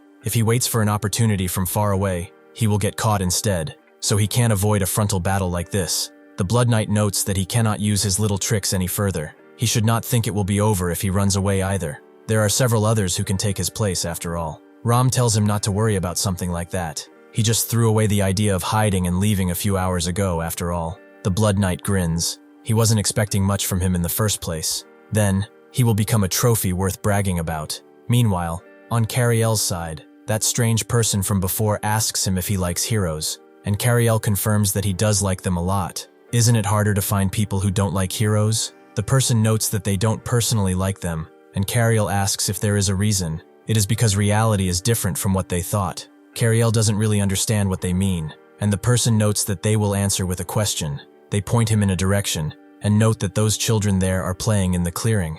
At first glance, they seem to be playing together, right? A child with nice clothes who grew up in a good environment and is loved by everyone is at the center of the group, while the child with dirty clothes and a skinny appearance is the one separated from the group. If a situation arose where he could only save one of them, who would he save? Kariel seems a bit stunned by the question, but then very confidently says that he would save both of them. The person laughs, as that's exactly the answer they were expecting. Most people who encounter heroes through heroic tales like that say such things. Like people who seem like they could save the world with words, right? Hero stories are always really bright. Someone gets saved, and they themselves get saved as well. Kariel agrees. That is why so many people like them after all. The person notes, however, that reality is different. People who couldn't be saved aren't highlighted in the stories in the first place. That is why they are so bright. In the end, since one can't save everyone when the moment of choice comes, it is already decided who to save and who to abandon. These things happen outside of these heroic tales. Kariel denies it, claiming that they do not consider conditions when saving others. Rather, they save people while pushing themselves to the limits. The person grits their teeth, noting that they cannot communicate, but it is all right. Actually, he overheard yesterday his conversation with one of the heroes, so they naturally became curious about what choice he would make. Kariel wonders what the hell they are talking about, and the person notes that actions are louder than words. This time, they will show him true actions, not questions. Suddenly, out of nowhere, the person lets out a dark tendril and grabs that yellow-haired child. Kariel immediately moves in to intercept, but the person puts him down too, on his knees, to everyone's shock. After grabbing the child with the poor disposition, the person tells Kariel to choose. Who will he save, and who will he abandon? Now they can finally communicate a bit, right? Can he feel even a little of the reality they were talking about? Kariel pushes himself, wanting to move, but then Reina comes, noting that she has to save both, after all, and unleashes a magic circle right under the mysterious person. She didn't know that such words would come from her mouth, but she guessed it rubbed off on her from that idiot they are pinning down. With that, she unleashes a devastating strike on the mysterious person, aiming to make them let go of their hostages. Sure enough, it works, with the person now on their knees. Steam and smoke are coming out of their body. Kariel immediately moves, despite having been incapacitated moments before, taking out his knife and rushing in. He tries to strike the person and manages it, but Kariel sees something shocking that he doesn't understand. This guy is regenerating instantly without using holy power or healing potions. It's just like the basilisk. Before he can think further, the person snakes out their other arm and hits him in his side. At the same time, Reina tries to unleash another magic attack, but suddenly a bunch of dark tendrils appear from the ground below her and hold her in place. The stranger grabs the poor child in their hands and begins running away to the forest. He immediately thinks of chasing, but Reina stops him, wondering if he really is planning to chase after them. Kariel confirms as such, as they have a kidnapping on their hands, but Reina tells him to calm down. They cannot handle such an opponent like that by themselves. They need to go and find Akela. Akela himself is inside the cathedral. He listens to the words of one of the priests, even through his hero mask. It seems like this is something very sacred, very serious. After he is done, one of the priests tells him that they have the horses ready, so they can leave right away. Akela understands that they should gather the group and head out immediately. At the same time, Kariel and Reina arrive where Akela is. Noting that this is good timing, they need to depart right away. Kariel tells him that something really bad happened right in front of them. A child was kidnapped. Akela wonders who it could be, and Reina tells him it's someone using weird powers with roots and such. Akela asks where they went, and Kariel tells him they escaped inside of the forest, right outside of the village. Akela turns to the priest and asks how big the forest is. The priest explains that it connects straight to the deep woods. It is pretty large, but with his skills, what could take weeks should only take a couple of days. However, he should not forget what mission he is supposed to be doing at this very moment, and there are even more secrets that have not been announced to the public yet. Akela immediately becomes conflicted as he wonders, is this kidnapping connected to the recent incidents? Could it be the Demon King? The law has already been broken after all. This Holy Sword mission might not be normal after all. After a bunch of thinking, he sighs and thinks that he will have to make a choice. Kariel tells him that he thinks the kidnapper is part of a group that deals with monsters, and they are strong. They do not stand a chance. Only he could handle them. Akela slowly turns to them and notes that from this moment forth, what he does is his own choice, so they should please understand, as this is not something he can decide with a group. The strange person stops in an abandoned cabin deep in the woods and seals the door with a few dark roots. The poor child notes that she was just passing by, so could they perhaps let her go? The person caresses the back of her hair, noting that there is nothing to worry about. They did not bring her here to hurt her. Where are her parents anyway? She explains that she doesn't have any. She lives in an orphanage. The person asks if she gets along with her friends, and she doesn't really know. She doesn't think they want to play with her. They tease her for being in an orphanage, and the other kids are already praised for having talent in magic, or being warriors, but she has nothing at all. The person notes that the more they hear about her, the more she sounds just like them. The smiling child wonders if it's so, but then she knows that they are completely different because they have powers, and she doesn't. The person asks if she wants power like this. She could get it too, if she wants. The child, with a bit of hope in her eyes, asks how, and the person tells her that it is pretty simple. However, there is a condition. The child does think about it as much as she can. If she gets powers like this person's, her friends would stop ignoring her, and at school, the teachers would finally praise her. The person leans forward, noting that there is just that condition. The girl says that she will do it if she can have powers like theirs. She will do anything.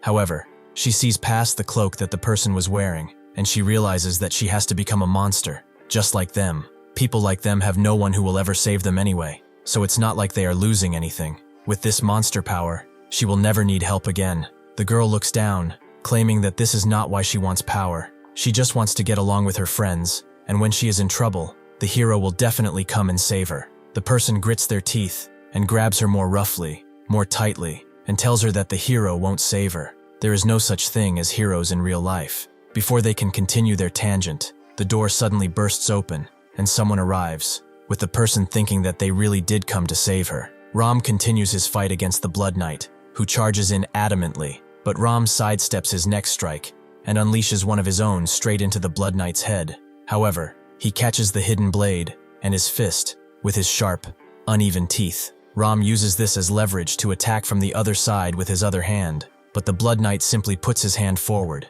and deflects the entire strike, sending Ram's arm flying. Ram is naturally shocked. It was deflected by the arm.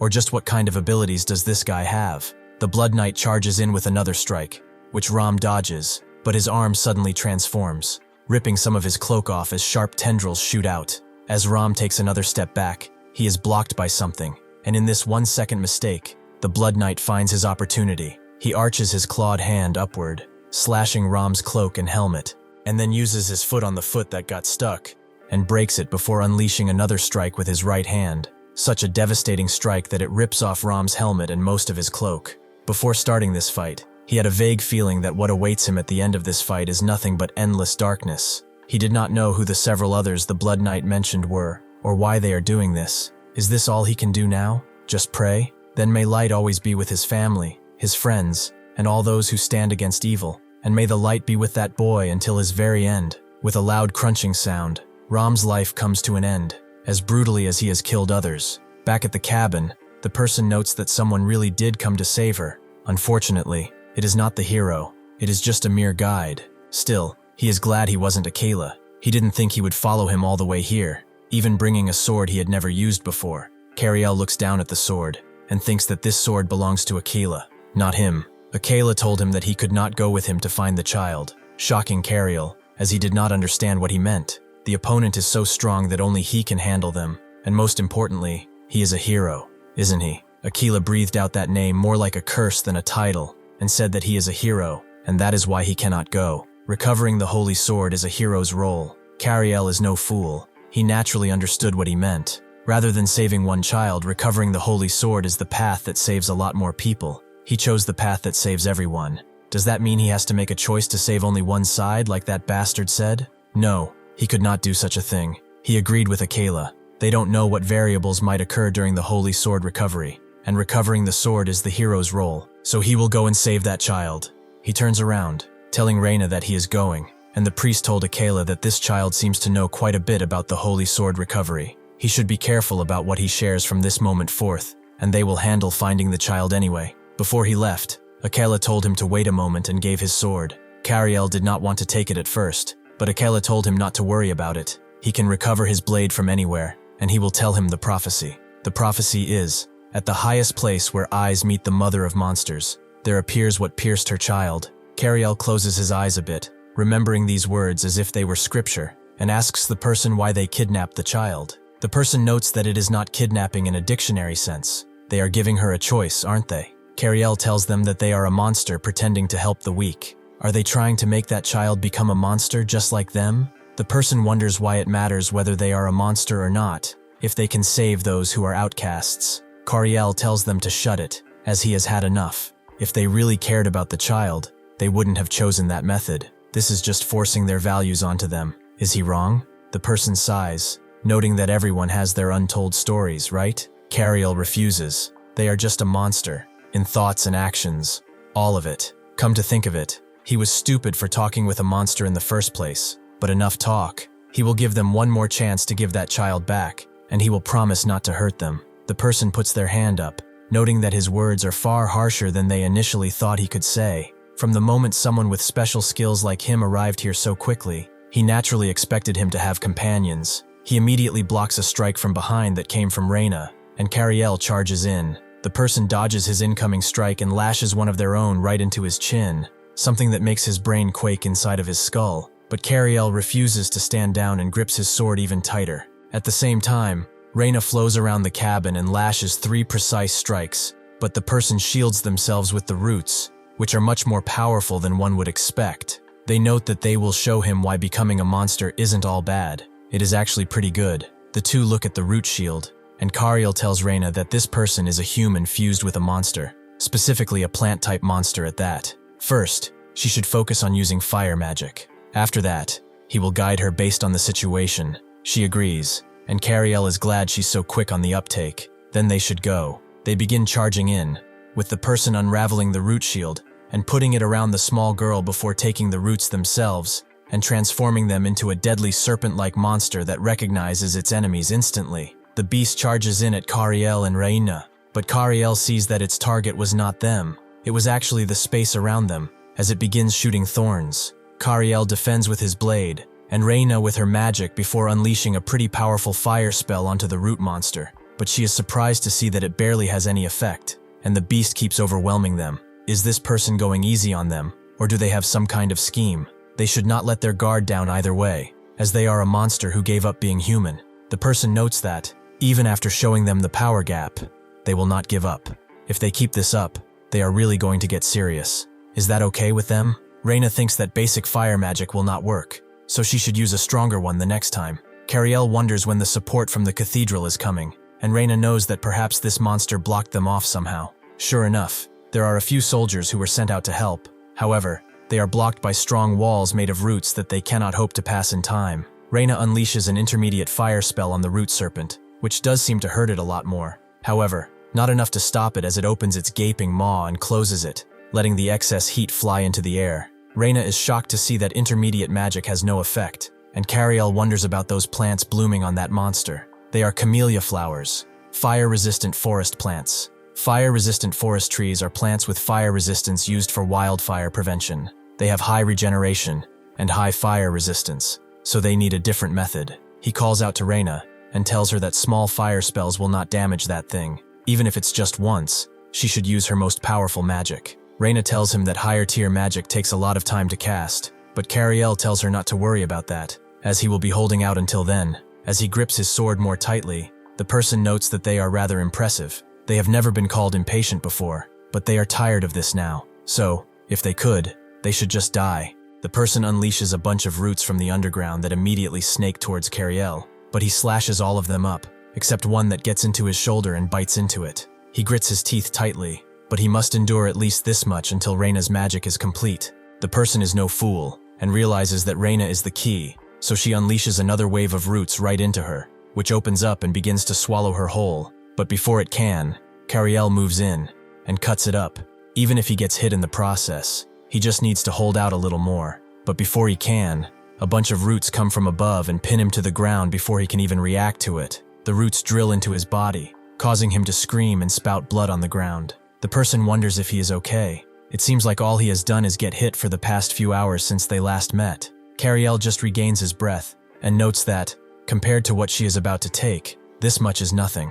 Before the person can wonder what he is blabbering about, Reina unleashes a devastating fire strike, and the person notes that they have to block this one, unleashing a bunch of hasty roots right in front of herself. But Reina lets the fireball fly right into the person's face, and their eyes widen with shock as it lands upon them. The person suddenly gets transported somewhere else, somewhere dark. She wonders where this is, but only finds a chair. Upon sitting down on it, old memories naturally come back. She came here every time to watch her younger sibling's stage performance with her family. It's so easy to find her sibling, even in this darkness. If she listens really closely, she hears an enchanting song, followed by that voice, which leads her to a place where there is a beautiful appearance, a voice that draws people in. All those descriptions that don't fit her are attached to her twin sibling. Their family consists of their parents, her, and her twin sibling. They are just an ordinary family, except for being poor, and she thought their lives would continue to unfold ordinarily. However, the moment her siblings stepped onto that damned stage,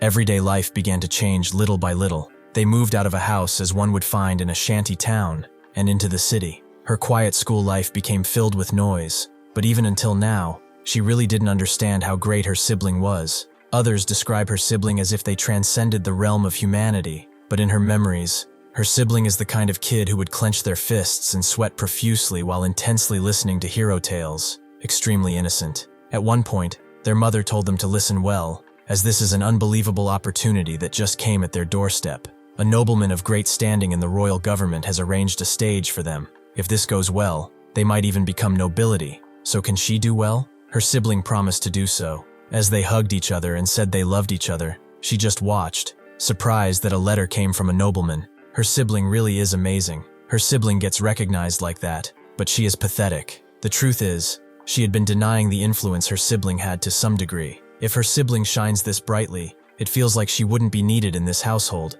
But through overhearing that conversation, she accepted the reality before her much earlier than expected. She could no longer treat her sibling as casually as before. At one point, while she was changing clothes, she found another dress in a dresser, one that she hadn't seen before in the past. She tried it on, wondering what kind of clothes these were, if they were stored separately. Her birthday was coming soon too. Perhaps it's a surprise. Before she could think anything hopeful, her mother smacked her across the head and made her take it off. She berated her, wondering why she put that on. Those clothes are for her sibling. On top of that, she's been under so much stress lately, and she hasn't been helping at all, playing around like a fool. Under her mother's constant berating, she could only offer half-hearted apologies anyway. After the smack-talking session, she walked through the house thinking that this is the first time she's seen her mother so angry. She should apologize to her sister too, as she's kind and will forgive her. Suddenly though, her younger sister appeared, having heard everything, and the older sister naturally apologized. The younger sister said it was fine. She has a lot of clothes anyway. The younger sister wonders why their mother got mad at that. Their mother has been sensitive lately, so she should understand. Would she want to go see a play together? It's a hero tale about a hero saving a princess. The younger sister immediately denied it and began walking away, noting that she has to go to practice. Who watches that kind of stuff anyway? This naturally put her even more down, as she saw everyone slowly begin to change. Was she the weird one for staying exactly as she was? She thought she wouldn't cling to heroes that only exist in stories, because she had someone who was more like a hero than a real hero, her father. Someone who was unchanging, and always loved both of his daughters unconditionally. When he had time, he always talked with her. But naturally, even this could not go on for long. She does not know the details, however. From some point on, unseen monsters appeared and attacked residential areas and cities along with them. Their entire home was set aflame by a salamander, and she was caught in the wreck, still alive, but her legs did not have any feeling anymore, being completely useless. She still had her voice and pleaded with someone to help her, and that's when her dad appeared. She looked through the door and screamed a little louder. She saw their eyes meet and thought it was okay, as he would definitely save her. However, he just reached out, sweating, and asked where the second one was. At the same time, the younger sister screamed out for help, as there was smoke around the entire house. The dad gritted his teeth, and the big sister naturally did not want to believe it at first, these terrible thoughts blooming in her head, saying if it really is so. She desperately tried to cut all of them away, but reality soon crashed down on her. It cannot be. It's not like that. He was just confused and asked. Next time she would listen better. All she wants is to be saved. However, Her father had just left, and the big sister put her head down. This was a lie, all of it, and she continued pleading with someone, anyone, to save her. But nobody listened as the house continued to burn down, and that thought, that seed of corruption, spread to her mind. Why did her father ask for the second one? She does not know the reason. She just does not want to know after all, since it's better not knowing. Kariel looks through the smoke, as he can't see fully, but then he sees a figure, and his eyes widen marginally. Kariel looks at what remains of the person, as the two halves of their hood have been split and are now burning openly. However, something within her refuses to let go, as the flames begin to recede around her home, and she was burned almost to a crisp. She was still alive, still pleading with her father not to go. At the same time, a strange person appeared, as he was pretty curious. She had a body that survived in flames like these. It would be a shame to just pass by. Since she wanted to live so much, she should come with him, as he would shape her into something much better. Kariel goes to Reina, and sees that she is passed out because of all the mana she unleashed in the fireball. He should hurry and take her to the cathedral, and the kidnapped child as well. However, out of nowhere, the person begins to regenerate from their lower half, making the flames continue to spread around them, leaving them more like a skeleton than a full human. Kariel is shocked to see that it's regenerating even while burning. As long as it does not die, the burning body will regenerate endlessly, and the fire will never go out. The person, with their barely formed vocal cords, pleads for help as it hurts, incredibly so, and reaches for Kariel, not with the power of the roots but with desperation.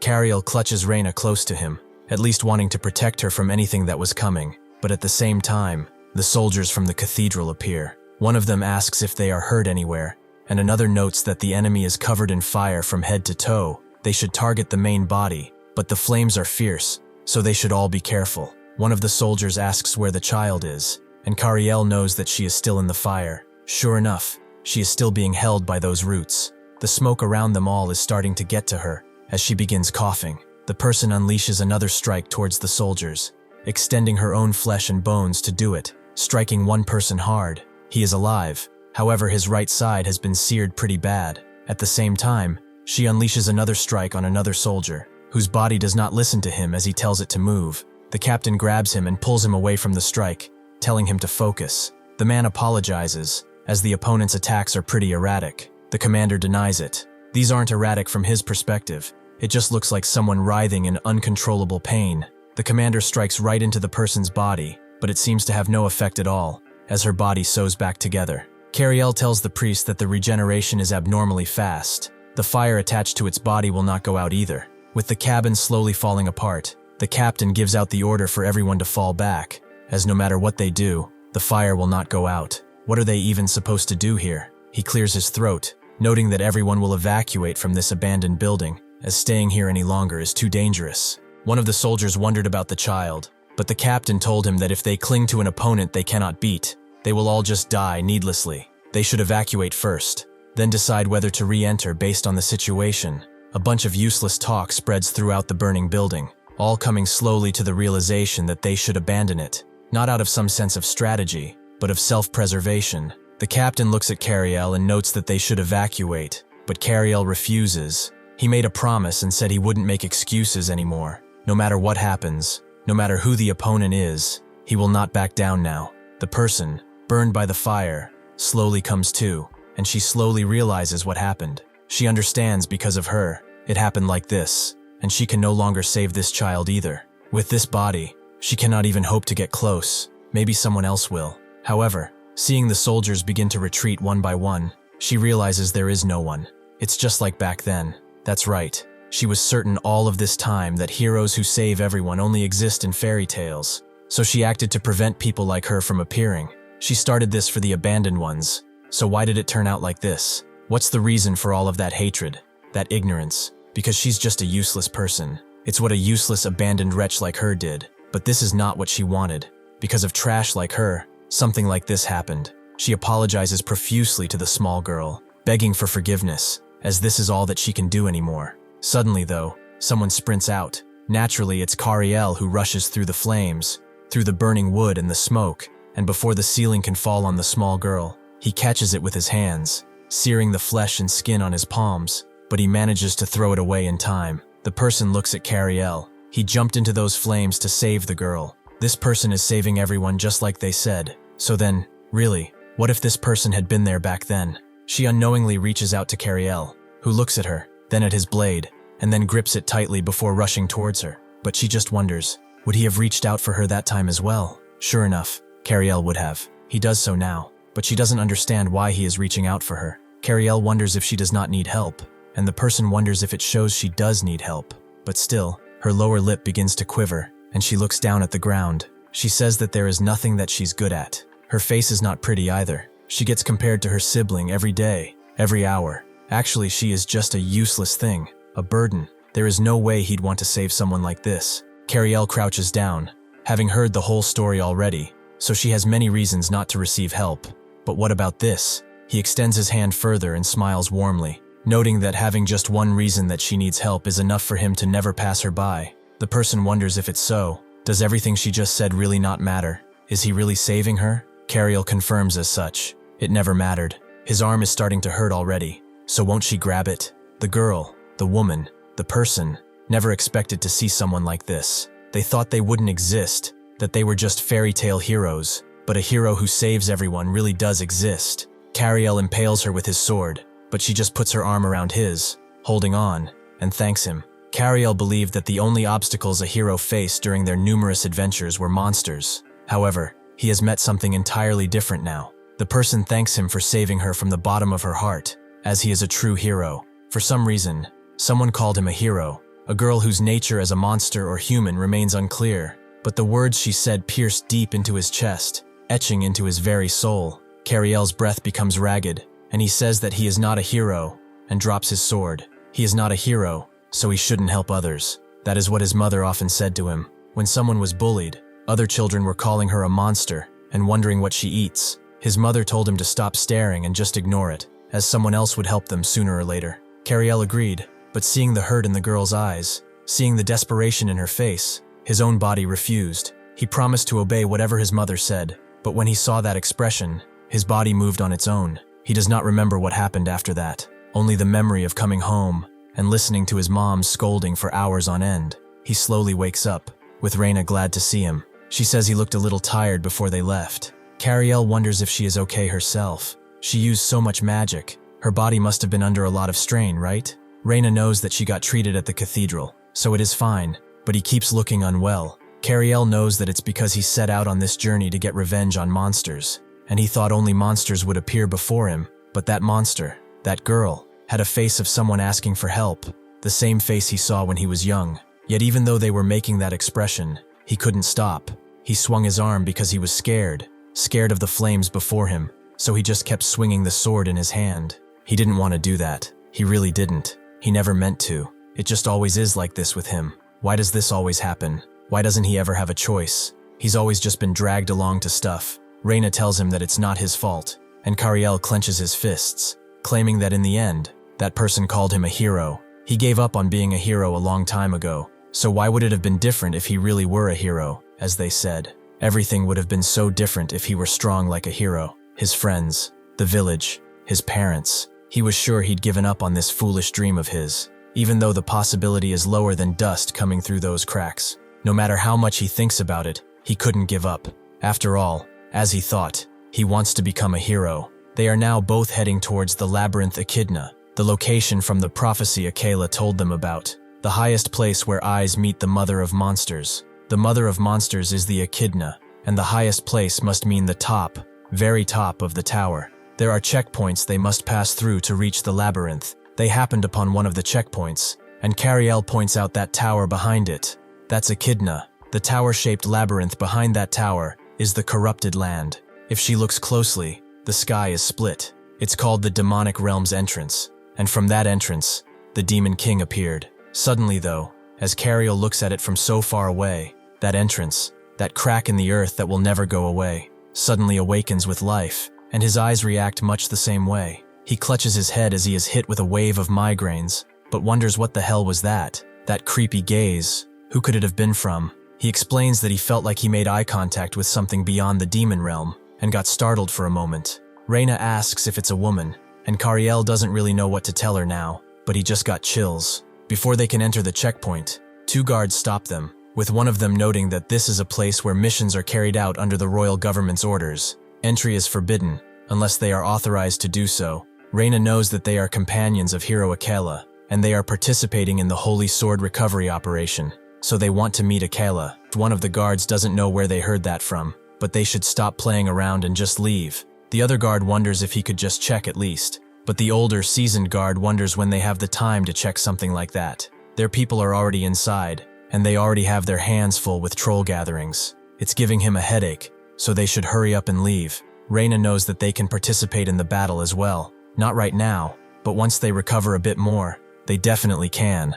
The guard wonders what they are saying. They are just brats, so she should scram with her boyfriend over here. Reina tells him that he's not her boyfriend yet, and another person speaks from behind, noting that they don't seem to be lying, so he should just let them in. The guard notes the interruption, but then his eyes widen as he sees that it's Hero Asanya's party. The person who talked notes that it seems like they're part of a hero party, just like them, but the guard wonders if she's here. The blue-haired woman confirms as such. That is correct. Hero Asanya is right here too. At the high walls of the mountain around the area, the trolls are gathered, rushing in with their jagged blades and mighty clubs. The guards move in, with the spear cavalry forward, but as the commander gives the orders for the archers to stand by and fire at his signal, someone arrives. Hero Asanya. The commander immediately tells everyone to retreat and withdraw from combat. Asanya continues his slow walk towards the trolls, wielding two blades at once, and tells the ugly trolls not to look down on him. He begins slashing them one by one, unleashing strikes so devastating and swift that nobody even sees them. Since they look down on him, now it's their turn to look up. The guards don't even know what happened. Those trolls just look like they suddenly fell apart. Hero Asanya is the only disciple who learned swordsmanship from Pertun, the previous Holy Sword hero. He is a hero who received the Holy Sword itself, and inherited all of that symbolism with it. True to the epithet of the berserker, he enjoys fighting. Moreover, his combat skills are among the top 3 of all heroes, which is why he is the first hero deployed to the front lines on Koridora. With someone like this here, Kariel wonders if they should feel relieved or nervous. However, his words and attitude aren't as intense as he thought.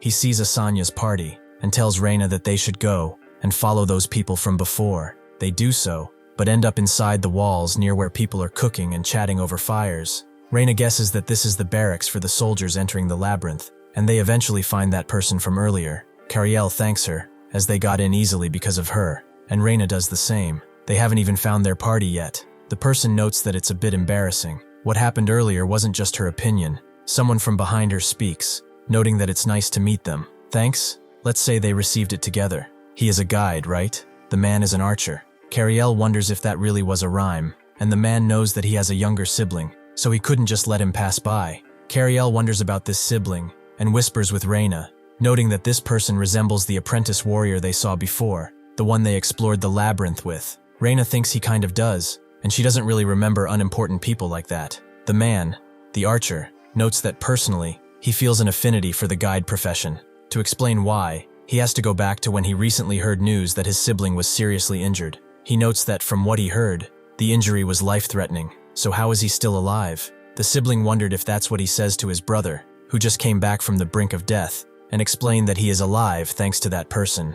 At first, he looked down on them for being a guide, but that person never gave up on them, so they could survive that day. He wants to meet them in person and express his gratitude. The priest next to him agrees. When she almost got stabbed by a bandit's sword, he appeared and blocked it, and she learned properly about the guide profession.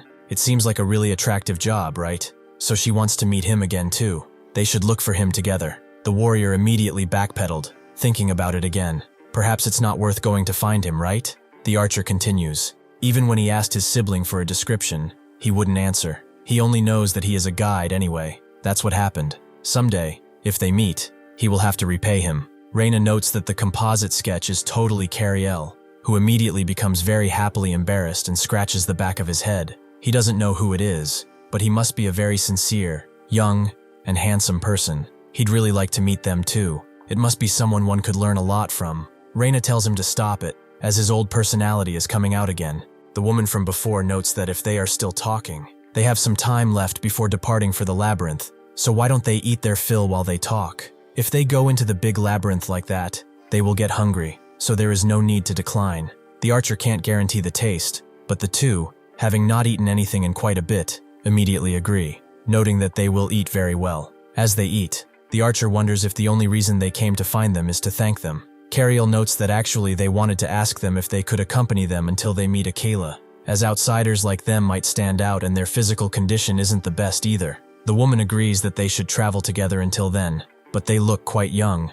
Their skills must be pretty good to be heroes' companions. Kariel knows that he is just an apprentice, but Reina is recognized even at the magic school, so she is pretty reliable. The woman notes that it is pretty unexpected. She notes that the archer over here is advanced rank, and she is intermediate. The three of them are childhood friends with Asanya. Now that she's thinking about it, Reina wonders why Akela took beginners like them as companions. Kariel wonders if it's because he has the qualities of a hero, but enough joking. There must be a reason, right? But aren't they curious about the meaning behind the adventurer ranks mentioned earlier, and why Kariel became a guide instead of a warrior despite his physical abilities? Well, now it's time to explain. First, something commonly called chi flows through people's bodies, which mages call mana. This ki has various types of constitutions in different people, mainly internal circulation type, which Kariel is, external circulation type, conversion type, etc. This classification of constitution isn't just a simple characterization,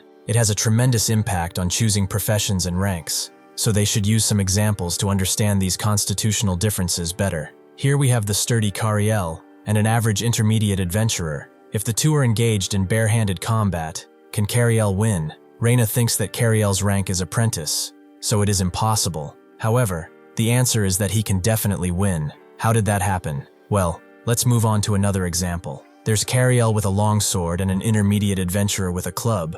Assuming their skills are pretty equal, who would you think would win in a duel? Reina thinks that Kariel is the answer. He won barehanded and now has a weapon, so it's pretty obvious. However, the answer is that, unless the opponent makes a mistake, Kariel's chances are close to 0%. Why does this result occur?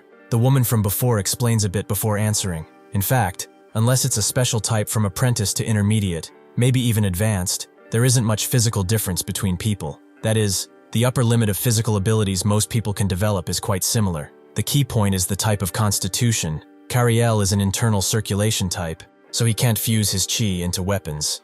But the adventurer with a club was an external circulation type, so he could infuse his kai. That is precisely right. But simply infusing ki into a weapon isn't what decides victory. There's a rather complex truth hidden in here. Tools are basically consumables. The more one uses them, the weaker their durability becomes, and the blade naturally dulls. When one uses tools while connecting their chi to them, the following phenomenon occurs. The more they swing, the sharper the blade becomes, and its durability grows stronger. It's basically like a human muscle. The reason for this is quite simple. By connecting one's chi to the inanimate tools and equipment, they grant them characteristics that only living things possess, and those tools, like human muscles, no longer deteriorate but grow this way. The constitution can gauge what profession suits one, and what rank they can reach. In Kariel's case, his physical abilities have nearly reached their upper limit from all of his efforts, but due to the constitutional differences, he gave up the warrior path, which has pretty clear limitations. Additionally, with simple equipment alone, while he might handle people, there is a limit to facing monsters. When using equipment connected with chi, the required threshold becomes very low, and the equipment is also affected by constitution. The archer would like to explain more, but unfortunately they are out of time. The guards call everyone out as they are entering the labyrinth. Before they go, though, the woman gets up and wonders if they will be okay in their clothes. It will be pretty cold. Reina says that she is fine, and Kariel knows that it is a little cold, so the woman tells him to follow, and takes him to a chest that has a bunch of clothing. She asks what his size is, but Kariel knows that he will find it himself. Just helping this much is enough. Reina looks sternly at the archer, noting that the food was delicious today as well. The archer notes that they have side dishes left over, and starts to ask for them. But Reina looks at him with eyes dilated in rage, and asks him to say what he wanted again. But the archer immediately backs off, claiming that it's nothing, as he cleans his bowl. He thinks that Kariel should run away from that girl, as this type of woman is really dangerous. Suddenly, though, he meets a knight whom he is acquainted with the knight noting that it's been a while. How has he been? It seems that he's adventuring with a hero, right? The archer confirms as such, noting that it's basically all the same, with the knight laughing. It really is a pretty worthless struggle everywhere. How many times has he told him to take this route instead of becoming an adventurer, though? By the way, those children next to them, are they new companions? The archer notes that they are just passing acquaintances, really. The knight looks at them as they talk and thinks that they are far too young. After today, he might never see their faces again. Would it not be better to stop them now? The knight tells him that it's not his responsibility anyway, just because he didn't stop them. He just does not wish to see him blame himself again, but they are calling for him, so he will go on ahead first. As he does so, the archer pulls at the high collar over his mouth, noting that he will never show a self-blaming appearance again, no matter what happens. With everyone ready, Asanya notes that they will depart, and they begin walking outside of the first checkpoint. They pass through snowy mountains and through trolls, and they finally arrive at their location, which is pretty impressive. For some reason, a holy sword appeared without a demon king appearing, so they came to recover the holy sword that appeared for unknown reasons. That is why they went to this place today. Heroes gather at the massive labyrinth Echidna, but who knows? Among those gathered today, the owner of the holy sword might be born. If the owner of the holy sword is born, then that means a demon king could be born as well, as it is written everywhere. The Blood Knight from before thinks that it is time to go to where the heroes gather. It is time to unleash their feast. Labyrinth Echidna is a tower-shaped labyrinth divided into 7 floors. On each particular floor, one of Echidna's children, such as the Hydra, Cerberus, or Sphinx, stands as a guard. The monsters on each floor change randomly each time, but on the highest and final 7th floor, the mother of monsters, Echidna, is always there, waiting. Kariel looks at it from down below, thinking that it is of an unbelievable height. It feels overwhelming just from the sheer size, before even going in. But when thinking about who was around him, it all felt a little reassuring again. Inside the first floor, a bunch of guards stand watch, one of them wondering when they are going to come down. He's been in this one spot for hours. Another guard hears footsteps, wondering if they actually retrieved it, but his comrade notes that they are coming from down below, and sure enough, Asanya appears. He knew some brats would get here ahead of him, but why has the holy sword not been retrieved yet? One of the guards explains that he knows the heroes definitely went up, but they still have not come down, so he is not entirely certain. Asanya notes it's unexpected to hear that there are heroes, so which of them are up right now? The guard is, again, not sure, but there are definitely 3. He continues explaining further until Asanya stops him, surprised to hear that even with all that, the holy sword has not been retrieved. Alright then, they'll just head up right away. The guard also informs him that a certain someone has arrived, which shocks Asanya.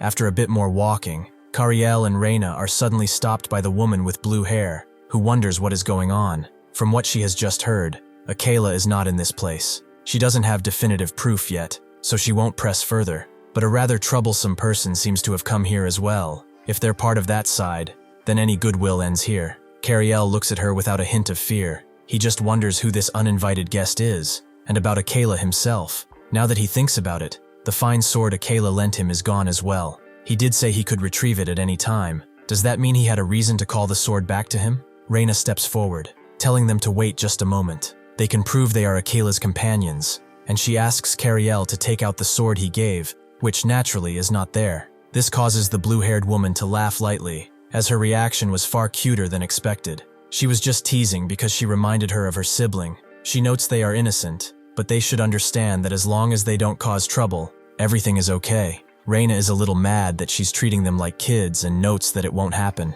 The archer apologizes along with the blue-haired woman, who, now that she thinks about it, notes they do not even know each other's names. So, to make it up to them, they should introduce themselves. She puts her hand forward, offering a handshake, claiming she is Inez. It seems like they will be traveling together a bit longer, right? The archer also introduces himself as Cinnamon. Kariel looks at the hand, recognizing it for what it is. Was taking this outstretched hand really something to hesitate over like this? He takes it, shaking it lightly, and asks if he can just call her Nuna, surprising Inez. Reina notes that back then, when she told him to do it, he ignored her. Kariel notes that she's not older than him, and Inez agrees, with a melancholic expression on her face, telling him to call her whatever he likes. In the outer area of the 2nd floor of the labyrinth, Asanya finds a bunch of dead monsters. Someone notes that it's been a while, and Asanya agrees. Asanya was wondering why there were no monsters, but it was Rizen's doing. Rizen notes that it's nice to see him too. Asanya says that it just had to be him that he sees first, out of so many heroes. But hey, can he deal with them cleaner? Rizen just scoffs, noting that one has to kill monsters dead after all. And with his ability, it does happen. Asanya tells him to try to control himself at least a little, and says that they've had enough small talk. Why did he come here? Did he perhaps feel it too? Rizen's expression seems to harden through the mask, but then he laughs it off, noting that this is a pretty vulgar thing for a hero to say, a bit too blunt for his tastes. Asanya tells him to stop the wordplay. He notes there is someone here with a different agenda, so he should stay alert. Personally, Asanya came here for 2 reasons. First is the Holy Sword recovery. Second is that this place is closest to the demonic realm's entrance. Does he understand? Rizen hums, noting that they felt the same thing after all, the Demon King's presence. At the entrance of the 3rd floor of the labyrinth, Inez looks at the 3 doors before them and wonders why there are 3 in the first place. Kariel tells her that this floor seems to be where Cerberus appears. The 3 doors connect to the 3 towers, and when one opens a door, a 1-headed Cerberus is summoned in that tower, instead of a 3-headed one. The important thing is to stop those 1-headed beasts from gathering and becoming 3-headed.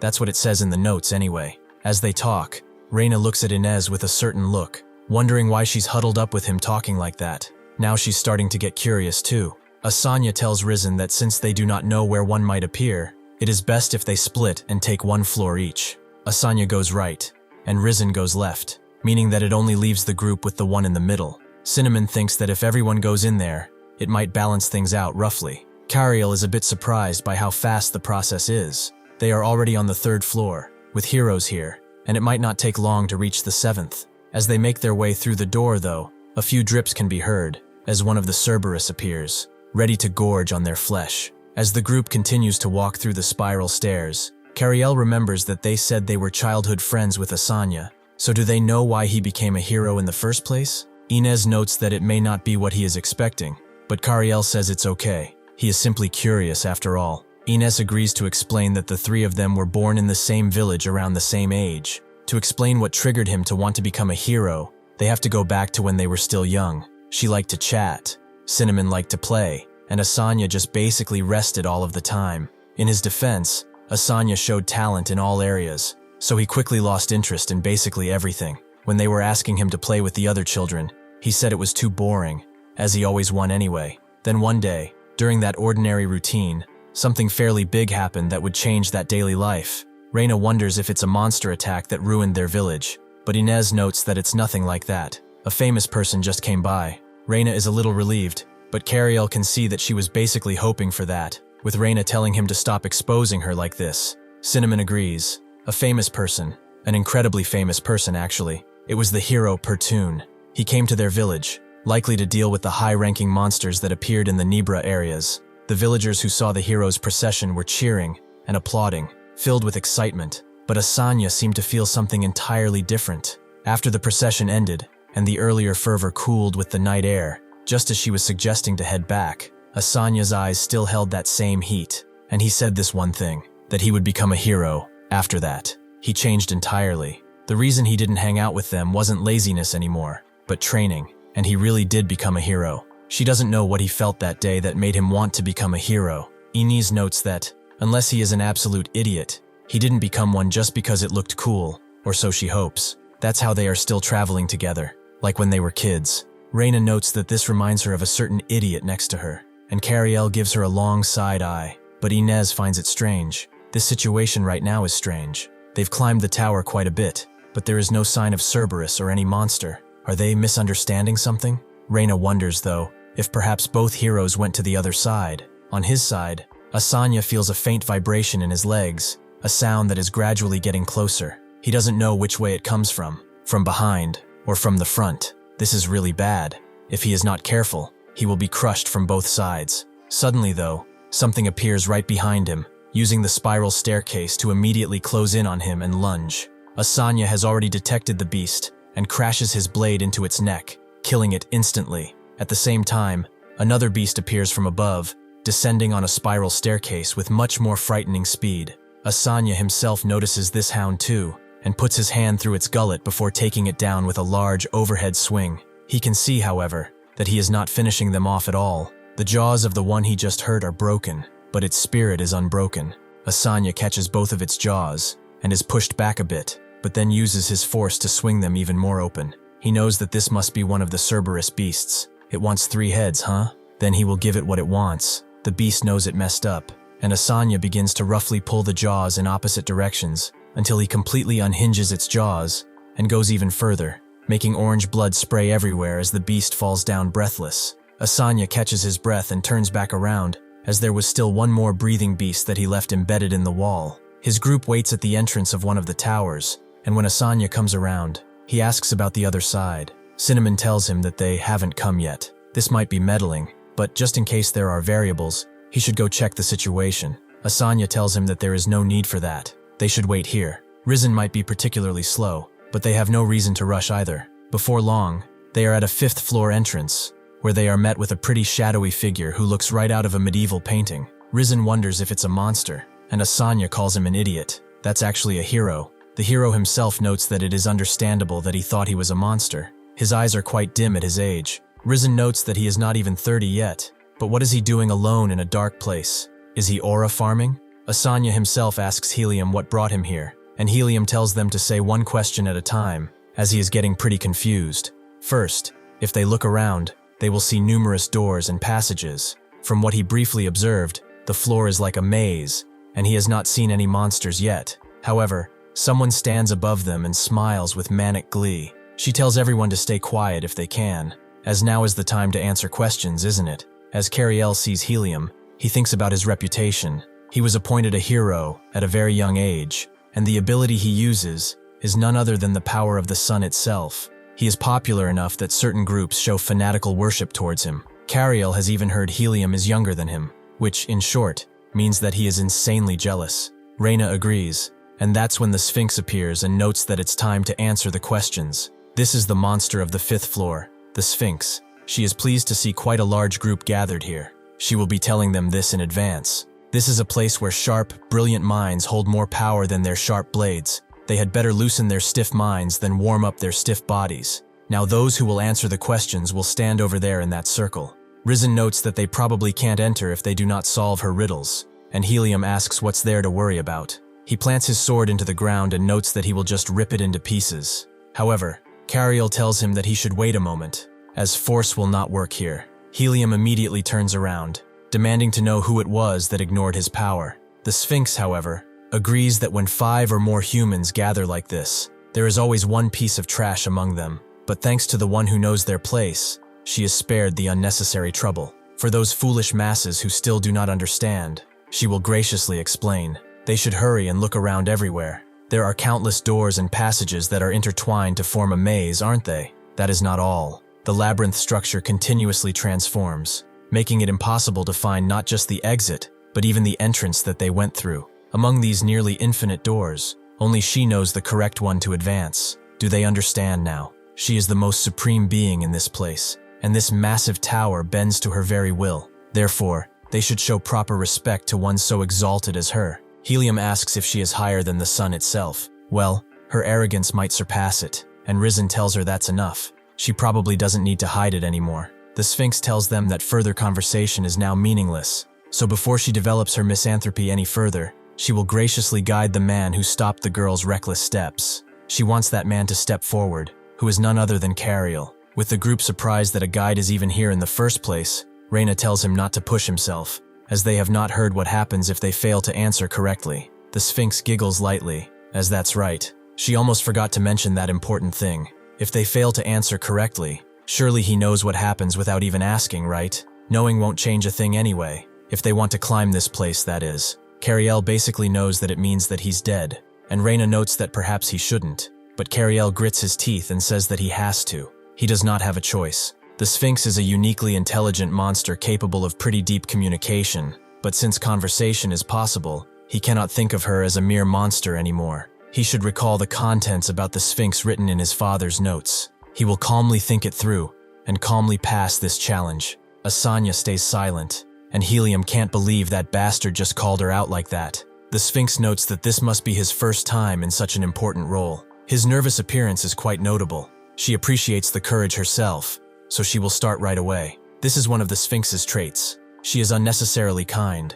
The first riddle is given. In the morning, it walks on 4 legs. At noon, it walks on 2, and in the evening, it walks on 3. What is this creature? Reina herself has heard this type of riddle before, so that means it shouldn't be difficult for Kariel. However, she sees that he is not answering. She is annoyed and scared that the Sphinx gave him this question right from the start. A knowing smile plays at the Sphinx's lips before she bursts into laughter, noting that the question might be difficult after all, even though she gave him the easiest one out of pity for his situation. For the sake of his reputation after stepping forward, he should try a little harder, or perhaps he would like some help. Risen thinks that they will have to solve it with force after all. Asanya tells him to hold on, as there might be some kind of answer here, and Helium himself wonders what the answer is. Some kind of monster. Reina knows Kariel's actions have a reason, but she is still pretty frightened for him. He explains that the answer is a human. The 4 legs in the morning represent infancy, the 2 legs at noon represent youth, and the 3 legs in the evening represent old age, as they have to lean on canes to walk. The Sphinx agrees. That is correct, and everyone breathes a sigh of relief, thinking that it's over, making the Sphinx laugh even harder now. They are celebrating as if they've solved everything. They should not relax so much. She'll be giving the next question right away. Everyone is a little confused, as they all thought it was just one question. But Kariel himself knows the Sphinx's questions are not limited to just one. There were only a few questions with answers written in the notes. No matter how much he thinks about it, he cannot think of any method other than flattering the Sphinx to get easier questions from now on. He will lower himself as much as possible and raise this beast in front of him to a godly status. The Sphinx asks her second question. There are 2 sisters. Each gives birth to the other. Who are they? From the moment the Sphinx posed this question, Kariel noticed something rather strange. It gave a fairly famous riddle. There is no way the Sphinx's questioner did not know that. Therefore, he predicted there wouldn't be just one question. Also, the question just now is the one he knows from his dad's notes. But the Sphinx's questions are never universal. Those notes are closer to tactical knowledge among guides. Yet it was still a somewhat frequent question, which means his plan is working quite well. As he thought, the Sphinx isn't a monster following its instincts. So this time too, he shall stall before answering. He decides to think a bit on it, and then notes that he has an answer. And the answer to that question is day and night. The Sphinx confirms as such. This is a digression, but he doesn't seem to treat her like a lowly monster. It's been so long since a human showed respect. Kariel believes that even with children, one should have the same attitude, even with different species. The Sphinx is a little shocked before she begins laughing. True to a profession that works with its tongue, while others move their bodies, he makes his words rather pleasant to hear. This naturally annoys Kariel, although he doesn't show it, and the Sphinx notes that the statement could be misconstrued. She means he knows how to navigate the world well, and not as an insult. Kariel cannot let her see that he's offended, and says that it is not bad at all. Bitter words are beneficial, so he will take them to heart. The Sphinx agrees, and notes that he is rather different. Does he know this saying? Those at the highest places are lonely, especially if the difference is so great that even among the same species, conversation isn't possible. If he understands that, then he understands she's saying he has some brains. However, she must separate public from private matters. His words were quite pleasant to hear, but she sensed an intention behind them. Kariel is amazed that she caught on so suddenly. Was he too fake perhaps? Or does she have some sort of ability? The Sphinx explains that words are inherently wrapped in a layer of packaging, so what she wants to say is that they should unwrap that packaging together. However, looking at the answer key because he's curious about the answer while solving problems is wrong too. Riddles are fun, because one unveils them oneself, so he must feel the same. Before he answers all of her questions, she too will figure out his hidden meaning. Kariel agrees, and thinks that it's fortunate for now, but even if he's caught, nothing bad will happen. The Sphinx rises a little higher on her pedestal and notes that this is the final question, so he should squeeze his brain just a little harder. This can revive the dead, can make one cry, or laugh, can make one young, and is born in an instant yet lasts a lifetime. What is it? Finally, Kariel has met a question he does not know the answer to. This thing's questions are somewhat like nonsense riddles, so should he say he needs to approach them abstractly? First, reviving the dead. Does this really mean dead people, or is it just a metaphor? It does mean dead people, but reviving them is impossible, so it must be figurative or metaphorical in a sense. What does making one young mean? He does not get it. He has heard of magic slowing aging somewhat, but he has not heard of making someone young and making him laugh or cry, which means it influences him, so it could be something real. Finally, it is born in an instant but lasts for a lifetime. The Sphinx watches him with interest, noting that he is different from before. Something has changed. Just what is he hiding? But then she suddenly becomes more focused on him, her eyes becoming a lot more intense. Kariel thinks he should stop reasoning and try visualizing it directly in his head. This requires more creativity than logic. So first, he needs to visualize what makes him young, and next is what revives the dead. He sees his teacher, his father, and his mother. These things make him laugh and cry, and at the same time, they're born in an instant, yet paradoxically last a lifetime. This is the thing he's going with right now. His answer is memory. The Sphinx agrees he is correct, with everyone very glad to hear that. The Sphinx notes that he answered quite well. Before he answered, she also figured out his hidden intention. He knows he got caught, but it should be okay since he answered correctly. The Sphinx notes that he knows this as well. She does not appear easily. She had a feeling she'd have a special experience today, and to receive such a gift is incredible. In return, here is a gift from her. He will reach higher than anyone, and he will also never forget her. With that, she snaps her fingers, and the door in front of her parts, with the Sphinx telling them to leave this place at once. As they do so, Kariel looks back, wondering what happens to the Sphinx after answering correctly. In mythology, he heard it couldn't bear the shame and ended its life somehow. But was this the method, perhaps? As Kariel walks down, he thinks that he should not dwell on what she said. Its last expression looked quite surprised.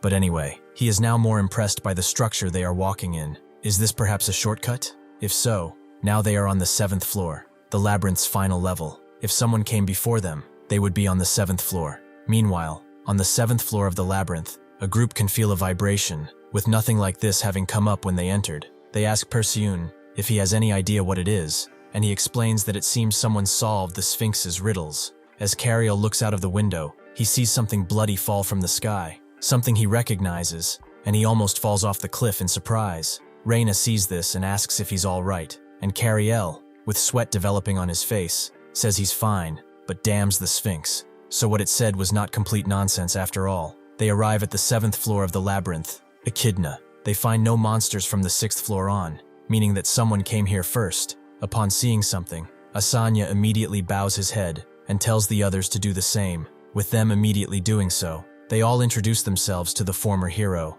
They pay their respects to Perseun. He understands that they would gather in such an unfamiliar place. He welcomes them. Asanya asks if, assuming his reason for being here is the Holy Sword recovery, has he recovered the Holy Sword? Perseun finds it rather strange though, as the Holy Sword has not appeared. With this news, the three heroes decide to talk among themselves. Aerosent notes that the Holy Sword isn't showing, so they should split into teams and search once more, with Asanya agreeing that unusual situations keep happening. Aerosent agrees, then asks, what about the Demon King? Helia asks what they are talking about, with Aerosent telling her that, before coming here, they sensed the Demon King's presence. Helia did not feel anything though, so they should explain what kind of feeling it is. Aerosent doesn't really like that she is speaking so casually, but anyway, this is in the realm of intuition. It is hard to put into words. There's definitely a Demon King, but at the same time, there isn't. It exists, but does not exist. It's that kind of feeling. Helia asks what he's saying. Is it real or not? Aerosent can only explain it with a feeling though, with Asanya mentally agreeing that what he said is right. He tells him that's a pretty stupid explanation, and asks Helia why she came anyway. She did not feel that, so there is no way for her. There's no reason for her to be here, except for Helia being chosen by the Holy Sword. That's her only reason. Hearing this, Aerosent resents her tone, and tells Asanya that this time he won't stop him from getting angry, so he should do as he pleases. Asanya pleaded with him to stop him, as he does not want to be remembered as the hero who killed another hero. Kariel walks with Cinnamon, who wonders why the Holy Sword has not appeared yet, but Kariel notes that someone is waving at them. Who is the old knight? He was talking earlier. Cinnamon asks where he has been. Did he perhaps take an easy route from behind? The old knight notes that there is an expression called rear support, and they didn't even put him up front despite his age. He tells him to keep staying in the back. If they look behind them, there are some bastards here, and they may make eye contact too. He also sees them coming this way, with Cinnamon noting that they should get out of here, as nothing good will come from getting involved. However, as they approach, they introduce themselves, not expecting to meet everyone in a place like this. The man is named Ryet, and the woman is Papura. The old man thanks them, noting that he did not expect them to still treat him as a knight. Papura laughs. People might think he was stripped of his knighthood itself, but wasn't it his own choice? As he watches them talk, Kariel wonders, were the knights the uninvited guests he mentioned earlier? It seems that relationships between heroes and knights aren't good. That is different from what he knew. Cinnamon tells him that the situation has changed rather recently. Heroes and knights both seem to be under the royal government, but there is one difference. Knights are appointed by the royal government, while heroes are appointed by the papacy. Of course, so are the Holy Sword heroes. The papacy continuously creates heroes to oppose the Demon King. There are political reasons for this. The Demon King appears in cycles of about 100 years, give or take, from when the Demon King appears until it's killed. For about 50 years, the papacy holds authority. Then for the next 50 years, the government regains power. Kariel understands that when the generation that hasn't experienced a Demon King becomes dominant, the royal government regains power. It's a structure where power naturally flows according to a Demon King, but Cinnamon tells him the Demon King has appeared twice in a row, disrupting their flow. Normally, there is almost no friction between heroes and knights, but given the situation, it is pretty obvious there would be some clashing. Inez comes close, noting that they should get going now,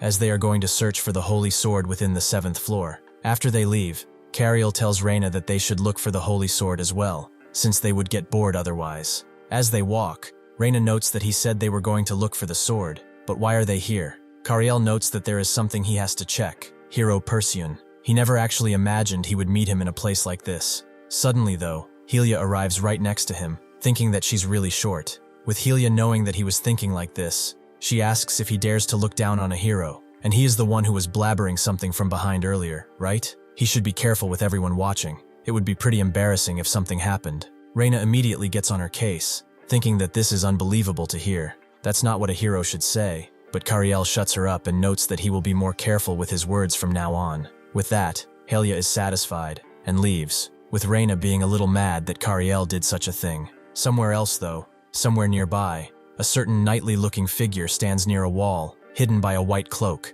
Kariel and Reina stopped their search, with Kariel thinking that no matter how much they searched, they could not find the Holy Sword. Did he perhaps misinterpret the prophecy? Or is the prophecy itself wrong? The highest place, the mother of monsters, the mother of all monsters. That's what they were supposed to find. But what if the mother of monsters means something else, and the highest place in the labyrinth still remains? Then the place the prophecy speaks of is somewhere higher than they've already been. He calls Reina, and notes that he has somewhere he needs to go for a bit, rushing with a rather focused expression on his face. If his thinking really is correct, if it's really right, then the Holy Sword is up there. Reina is a little infuriated being left behind like that, and Inez arrives, asking who left. Seeing that Kariel did, she had something to tell him. Reina wonders, isn't she getting too close to Kariel? Inez wonders. She thought this was about the right social distance, right? Inez should say it to her, and she will pass it on. Inez, however, finds it a shame she cannot see his reaction, but Reina wonders what kind of story requires looking around like that.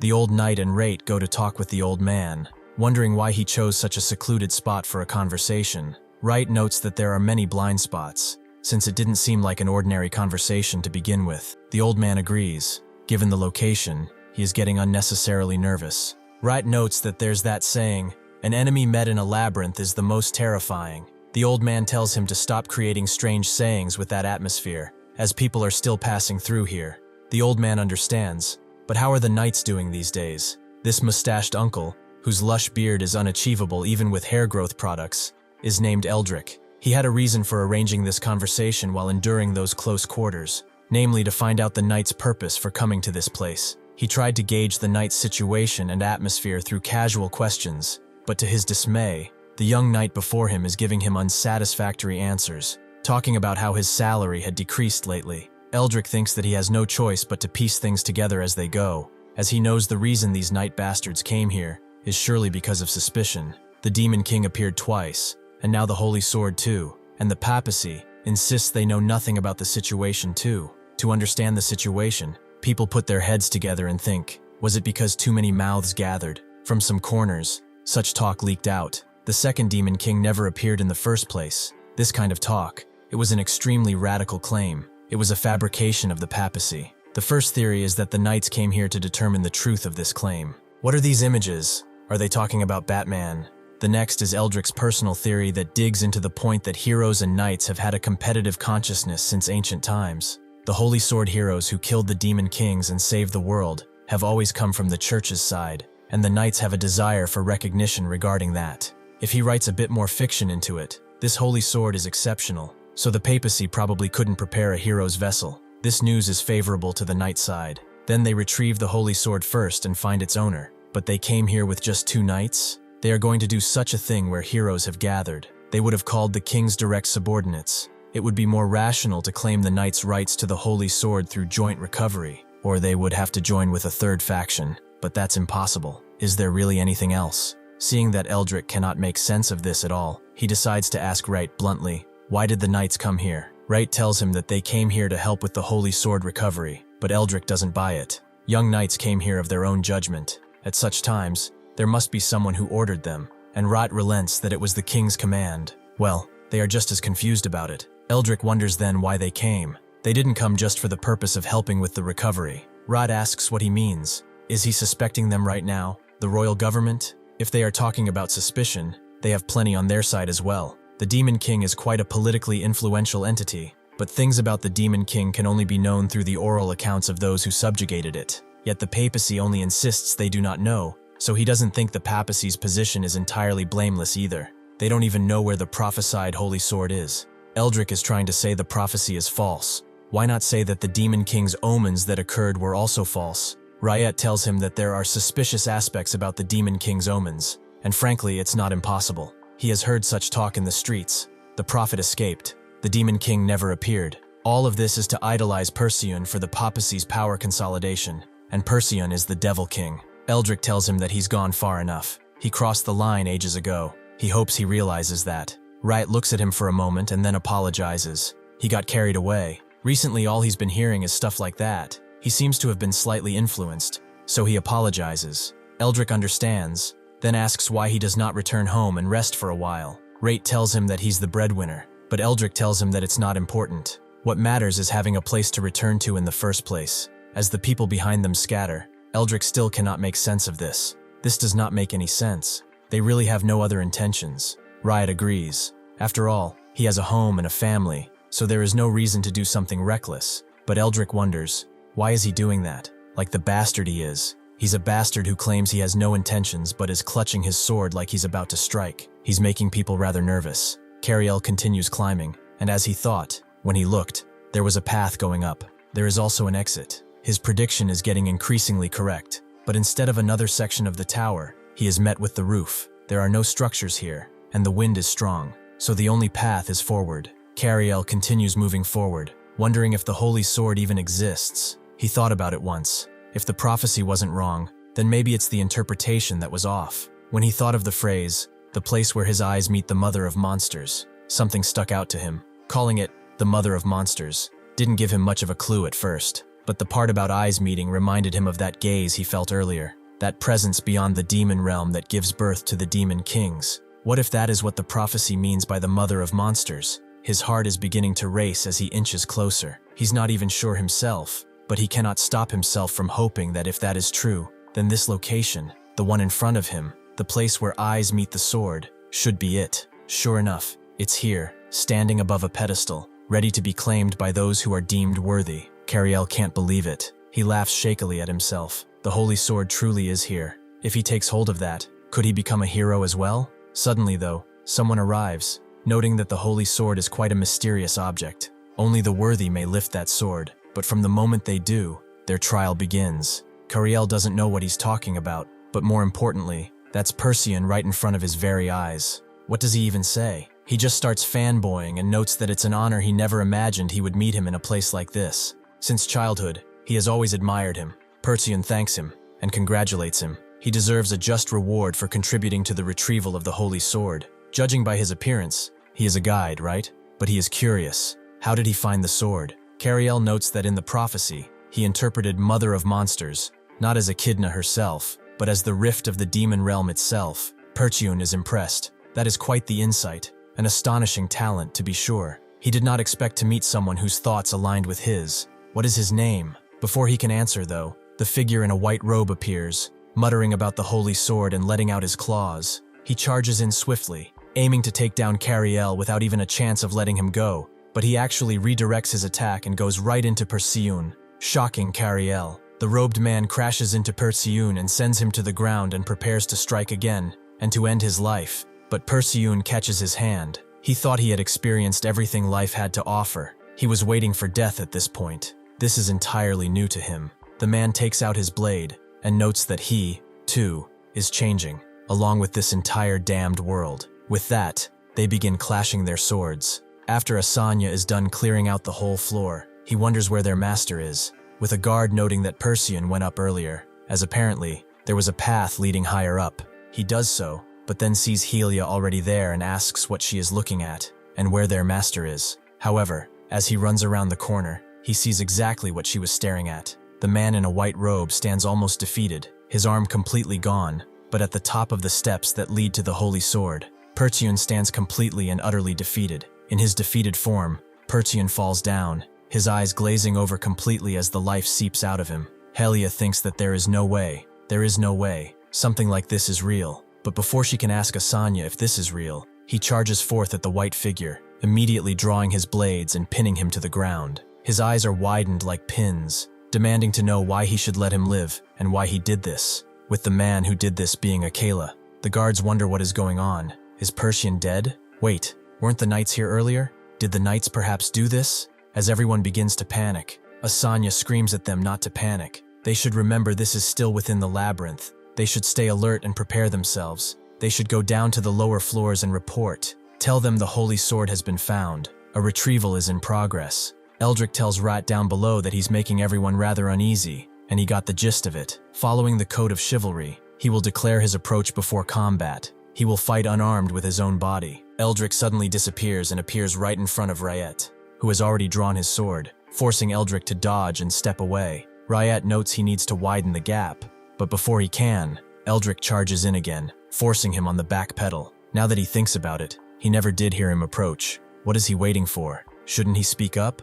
Ryet notes that he never planned to tell him in the first place. Besides, the fight is already over. Only then does Eldrick realize that he was cut across the neck, shocking him. Ryet notes that even if he told him, would he even understand? Is it not ironic that someone not even recognized as a knight is preaching about shit like chivalry? This has blown up way bigger than they ever wanted. He did not even mean to use that on him. And honestly, he should be the one asking things. He's what, 20 years older than him? How is he still so damn fast? His body should have declined by now, but his physical output is unreal. Is he enhanced? No, there's no time for this kind of question. If the heroes gathered here find out about this clash, he's well and truly fucked. But really, how is he supposed to fix this? After a while of thinking, he sighs and explains that he does not harbor any real malice. Just given the circumstances, they should say it was bad luck that he ran into him. By the way, he can see him fiddling with the sword on his hip.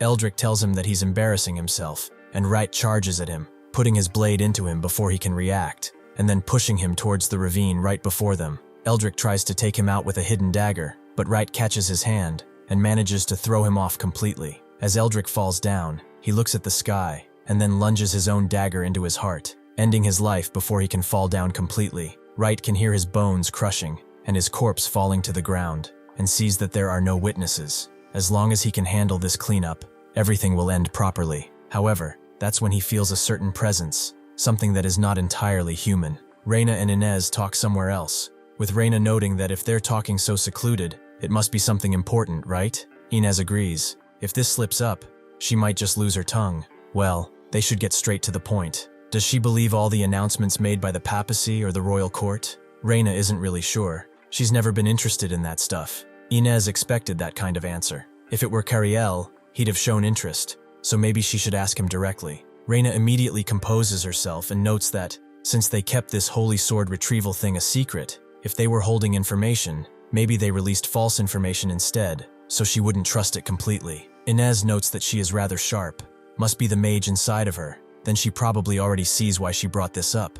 Above, Asanya demands a reason, or a decent excuse, anything so that he doesn't cut his head off right now. Akela notes that what he's about to say is not a confirmed fact, and this still isn't proven, but perhaps the Demon King did not die 10 years ago. Both Inez and Akela have the same conclusion. It may still exist, and only now has it begun to move. Hearing this, Asanya swings his sword in the air before crashing it into the ground near Akela's neck. He notes that even now, that's a topic worth hearing about. But, begun to move, what does that mean? Akela notes he felt it too, the sensation when the Demon King appeared. But what Akela felt was different from what Asanya recently perceived. His sense surpassed ordinary instinct. It was something sharper beyond any human comprehension. It was, in truth, an extra sense born from a difference in nature, an otherworldly intuition. Asanya confirms as much. They both felt the Demon King's presence, but it was something not really tangible. It exists, yet it is difficult to say it exists in a way that's accurate.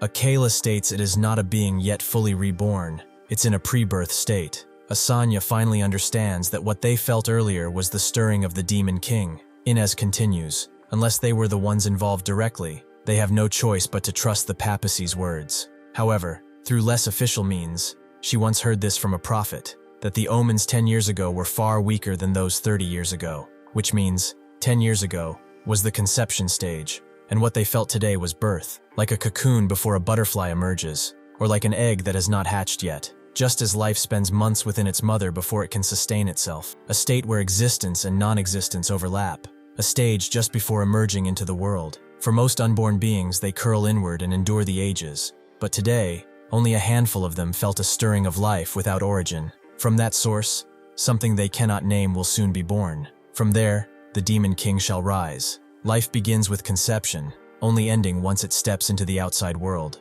10 years ago, the Demon King's omen represented conception. For some reason, it never stirred and never emerged. But today, with this new stirring, a shell finally cracked open, and through that crack they met the gaze of the Demon King. Asanya lets go, noting that this explains quite a great deal, but he still has questions. How does the Demon King's awakening connect to Perseun? Overpowering Perseun alone should have been impossible. Finally, if what they felt today truly was the same being from 10 years ago, then that means Perseun did not kill the Demon King 10 years ago, right? Akela gets up and explains that he was attacked by an unknown assailant before coming to this place. Fortunately, he escaped with only minor wounds. At first, he dismissed it as just bad luck, but after entering this labyrinth, that inexplicable dread deepened. Concealing his identity, he tried to find the source of that dread, and wherever that dread pinpointed, there stood Perseun. But that was only suspicion. He needed proof. Knowing full well that he might die, he struck first, because he sensed something not human coming from Perseun.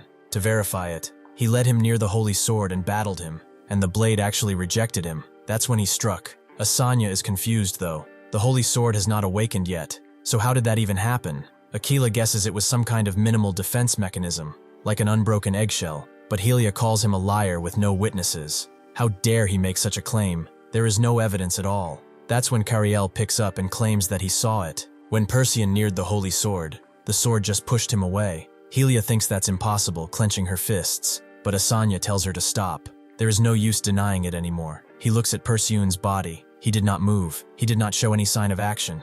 But why did he do that? The birth of the Demon King has ended anticlimactically, right? Others will arrive soon.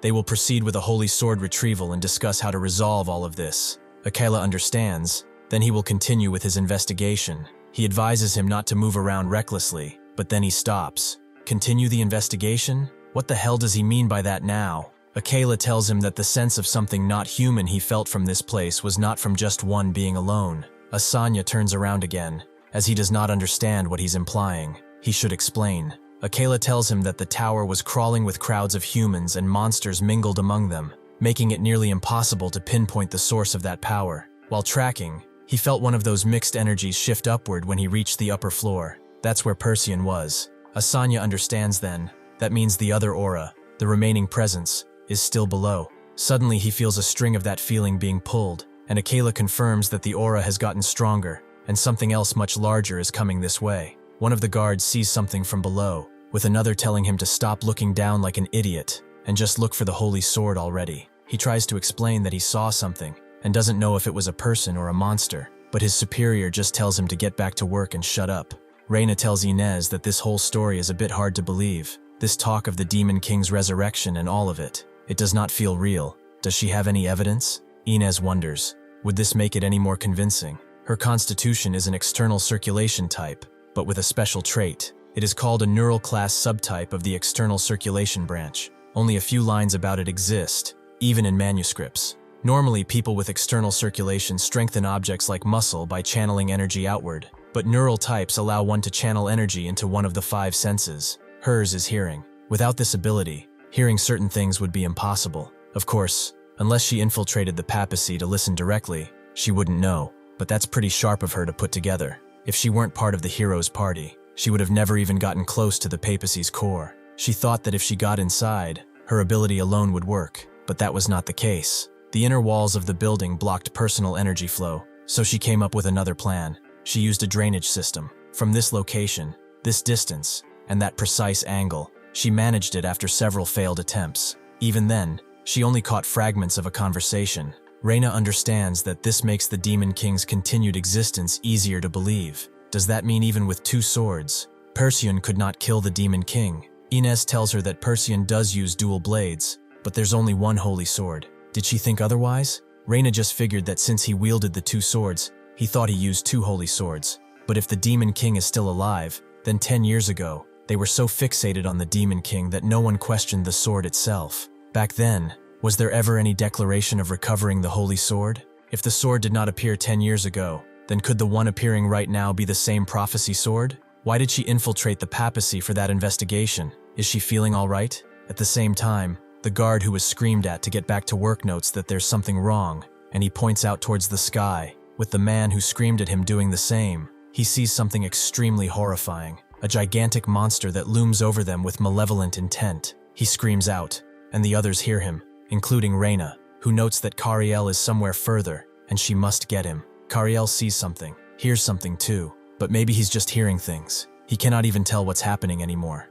And that's when a bunch of monsters appear, pale, and apparently having already killed a few guards. The remaining guards are shocked to see that there are monsters here. What about the people they sent down to deliver the message? Seeing the human arm inside one of them, they can guess what happened to them. Asanya guesses that this is the source. Akela tells him that it is not. That is not a real source. Something else is coming from deeper in all directions. Sure enough, the ground breaks apart, and a bunch of bird-like entities appear in the sky, with someone holding onto one of them as they glide over like hawks, ready to prowl. As the guards move to get in better positions, one of them sees Ryet and tells him that a monster has appeared, so he should get ready. But he sees that there is no reaction to him. He wonders why a knight is even here, and approaches, wanting to make sure he's all right. But Ryet's entire jaw is crushed so hard that it looks like he didn't even have it in the first place. He seemingly died on the spot. Up above, the person who was riding on the hawk drops down, right next to Perseon. He sees that he is not dead but barely hanging on by a thread,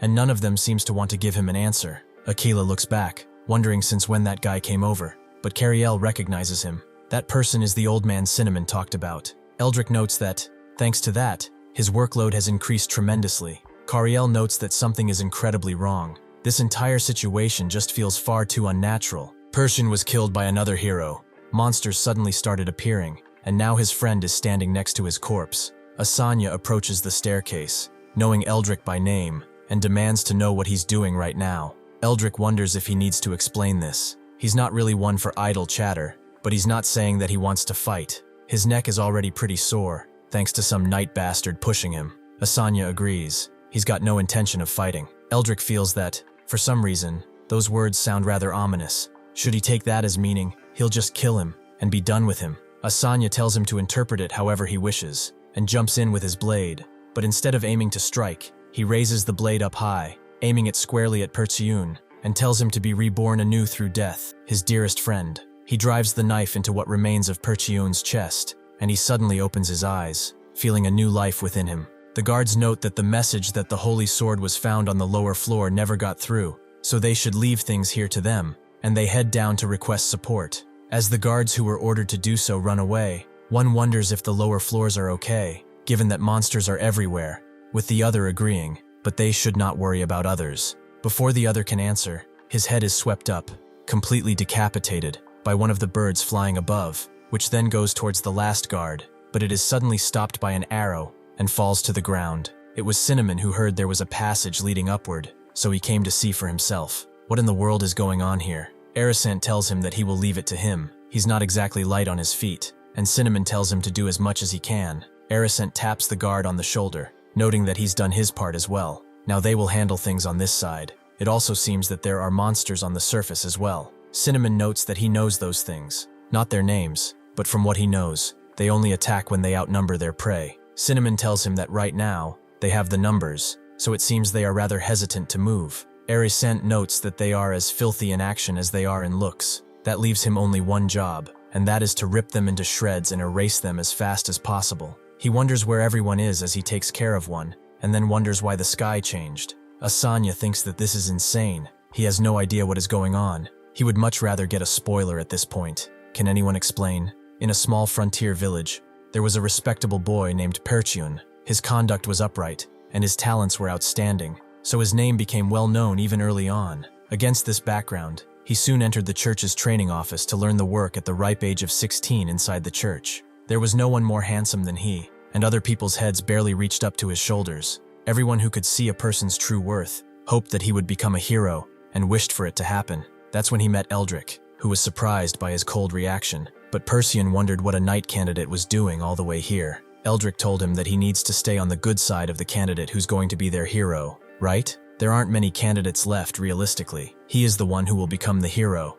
Eldrick wondered what he is worrying about so much that he looks like he is going to cry. Perseon told him he was wondering if it's really right for him to become the hero. Eldrick thought he was joking, but then he saw how serious his face was. And Perseon continued. He's been thinking about it for quite some time, just doing things because he is the hero, because it's an order, because he was told to do it. He is wondering if it's okay to act on reasons that seem shallow after becoming a hero. Eldrick wondered if it was really that bad. Is that how it is for most people? How many people walk their path because they truly wanted it from the very beginning? If one is good at studying, one naturally goes into magic. If one is physically gifted, they will become a warrior. How many people can explain calmly and logically why they chose their own path? Why would it be any different for the hero? There must be lots of people who keep going with just that level of motivation. Perseon took those words to heart and noted that he was basically saying that level of responsibility is enough. Eldrick looked at him and noted that he also aimed to become a knight.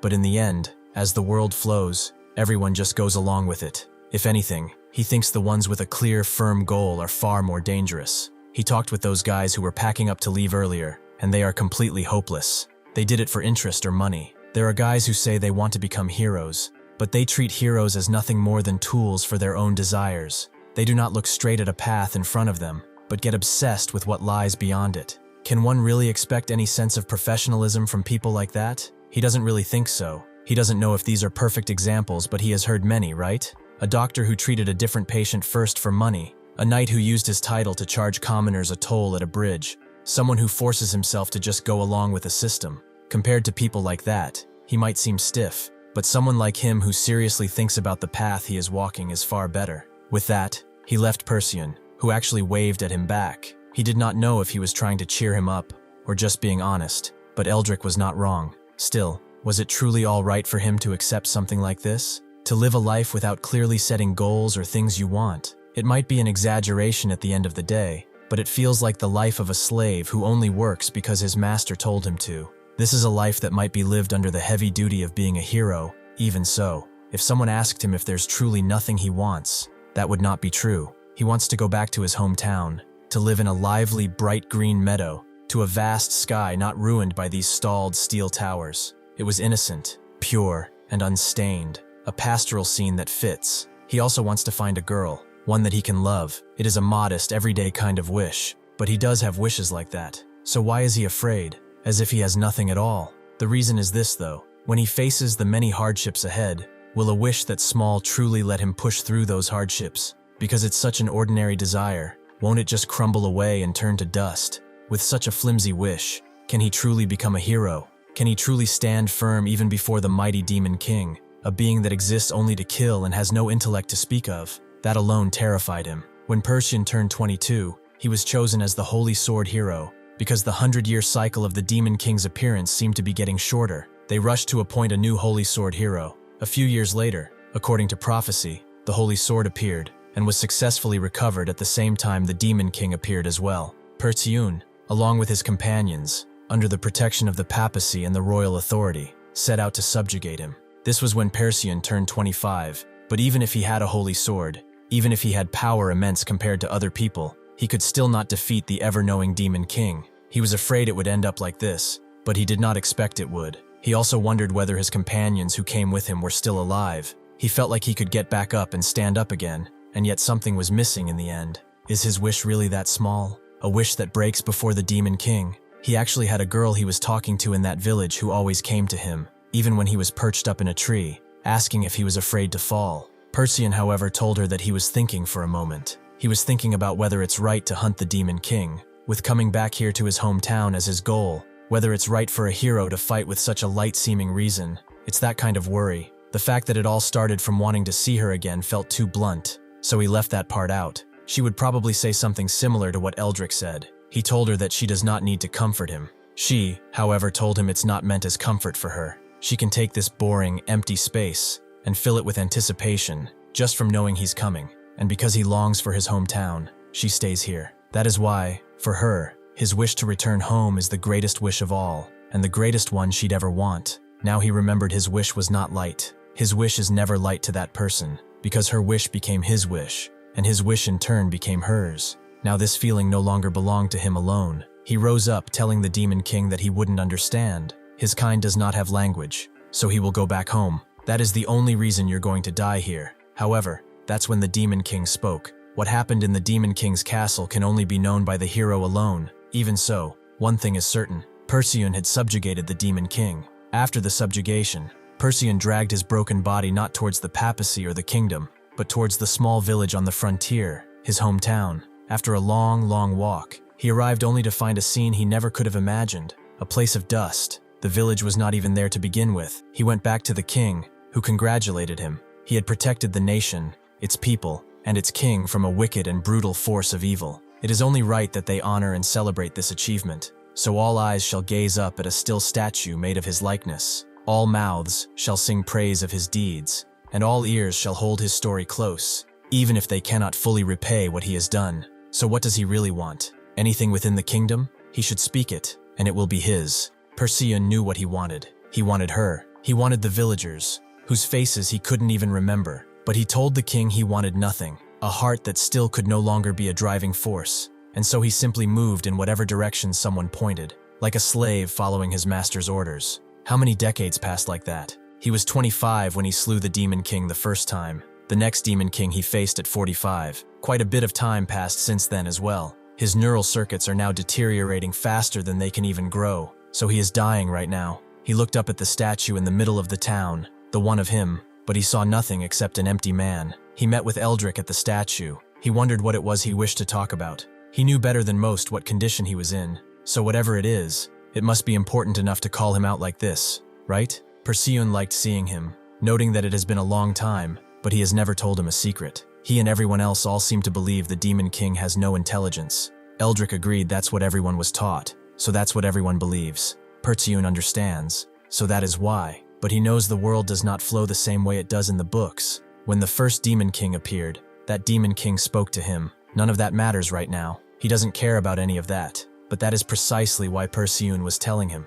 Eldrick wondered what he meant, just what he was trying to tell him. Perseon noted that he said it himself. People with a clear goal use everything else as a means to reach it. He did not understand back then that kind of turbulent life, so driven by a goal that it feels uncomfortable to everyone around. But he understands now. Maybe he's just found, right now, a goal worthy of turning everything else into a means, just like them. He was asked constantly what he wanted, what he wished for, whatever he desired, and even the Demon King asked what he wished for. But Perseon wanted something that did not exist in this world. As he gets up, he notes that humans have always believed that impossible things are limits or laws of nature, but that is merely one perspective seen through just human eyes. They have been caging themselves all of this time. They built walls called limits, so they would never look beyond them, and they built frameworks called truth, so that they could never imagine anything else. He has witnessed the power to define the impossible, no longer as a wall, but as a shell that must be shattered and broken through. Through that power, he will take one step further toward what he wants. The Demon King is dead, and a world with only heroes remains. Someone must fill that void. He calls out to all the heroes and declares here before all of them that the Demon King of the next generation is him, and the holy sword that is here, they will take it. Asanya grins almost wistfully and remembers when he used to train hard, when he used to take out dummies in one swipe of his wooden sword, but it still didn't feel like enough. The instructor was pretty mad at him because he broke it again, but Asanya said it was not his fault. The training dummy was too weak. The training instructor tells him to stop, spare him the nonsense, and wipe off his sweat. There is somewhere he needs to be. It seems he has advanced. After washing, Asanya follows and asks what this is, and why he won't tell him anything. By the way, he's never been to this place before. The instructor says that's good and notes that this is as far as he goes. The rest he will walk on his own. He then walked and continued walking until he met with Perseon, who he did not know at that time. Perseon was glad to see that he had arrived. Is this their first time meeting in private? Asanya tells him that it is an honor to be called like this, but may he ask the reason he called him here? Perseon told him that he did not need to be so formal. He simply wanted to have a casual conversation. He should just be himself. There is no need to put on airs with him. He just wanted to ask what kind of goals he has. Asanya is not sure he understands what he means, so Perseun clarifies his question. He is asking what goal he has that makes him want to become a hero. Asanya told him that it is not something he thought about really deeply. When he talked about it with his fellow trainees before, the most common reason that came up was admiration for the heroes. Perseun expected as much. So what happened to most of those fellow trainees of his? They left, right? They did not think ahead because they chased this position on admiration alone, without any real sense of purpose on their own. They only ever looked up at the light at the top and chased after it, but they never saw the thorny road forced on them if they wanted to take that path, so they could not endure the path to the end, and gave up on their own accord. He has seen many like that. The hero is just a title, but within that title lives someone beyond what an ordinary person could imagine. It can be deeply personal, or raw, and unpolished, but a firm goal is necessary. Asanya thinks that, in truth, there is a past he never spoke of. A monster had killed a friend's younger sibling. It's a kind of story that is all too common in this era, but that never became the reason he became a hero. Right then and there, the monster's limbs were torn apart, and immediately after, its habitat was dragged down, and every monster of the same kind was killed. There was no goal born from lack, because everything was already there. Everyone envied his talent to the point where every single person envied the talent of a young child who barely came up to their shoulders. But that day, when he looked up at the man who had slain the Demon King, what he felt was not admiration. He was facing a level of talent that made his own feel worthless in comparison. What he felt was the first sense of lack he had ever known, a deprivation, a sense of emptiness. And then there was an immature pride that grew from a feeling he is ashamed to admit. He wanted to surpass him. Perseun let out a soft laugh, and then actually smiled. He understood that a goal like that is one that will last quite a long time from now on. He should come with him and train, and not forget to bring an extra sword. Asanya was a little surprised, and asked what he meant, so Perseun told him he would teach him swordsmanship himself, the very swordsmanship that defeated the Demon King twice. And so, after training under Perseun's swordsmanship for several years, Asanya officially became a hero. Perseun called for him and said he had come quite far, even after becoming a hero. The achievements he's built are many. Asanya wondered if he could ever come close to matching even the feats of a master who has subjugated the Demon King twice. He still needs to push harder to reach his goal. Perseun agreed, but he only did it because he was a hero. If anything, it's him, the one who found a goal he truly wanted for himself, who is more remarkable. He has walked a great many roads that no one else has walked all alone, and that's how he knows. He can see where his road ends. He is growing weary and old, but he indeed has regrets, and many at that. He's never built a family, so he has no children, and his relatives have all been gone for a long time. Even so, he can at least decide who he passes on his legacy to. And among this beautiful scenery, if he were to choose someone, it would be Asanya, who would carry his own path. Asanya, who inherited Perseun's holy sword, also inherited his legacy. This was about 5 years after the second Demon King appeared, and 5 more years after that brings us to the present. For Asanya, today is the day when his head is tangled, his brain unable to process this, and among the many things churning through his mind is a doubt that when Perseun passed down the holy sword, there had been another intention behind it. Perseun looks on at the sky, thinking that he never thought he would see this view again, and yet here he is, seeing it. The world has never once gone the way he thought it would. Asanya agrees, thinking that the hero who slew the Demon King would declare himself the Demon King. Who could have ever known such a thing? And taking the holy sword, what does that even mean? The holy sword rejected him, and yet he calls himself the Demon King. Eldrick tells him that there is a way, but the person isn't here. That person is acting like he's the main character, that kind of guy. Asanya doesn't know what he's talking about and laughs, wanting to ask something of Perseun. Does he regret taking him as a student? Perseun looks at him a long while, and then tells him that he is his one and only student. The only thing he's left behind in this world is his swordsmanship, and he who can reproduce it is an extension of himself, his legacy. Not once has he ever regretted teaching him. Asanya, however, drew his blades and told him that he would soon come to regret it. Perseun put his fan forward, finding it rather exciting. His goal now that he has no reason to hesitate is to kill him, right? Amidst the chaos that kept unfolding with one thing after another, Kariel alone had burned this scene from moments ago clearly in his mind and eyes. After Perseun declared himself the Demon King of this generation, the holy sword behind him had begun to shine into a much brighter light than before. But there was no time for careful observation. He had to move fast. Under Perseun's command,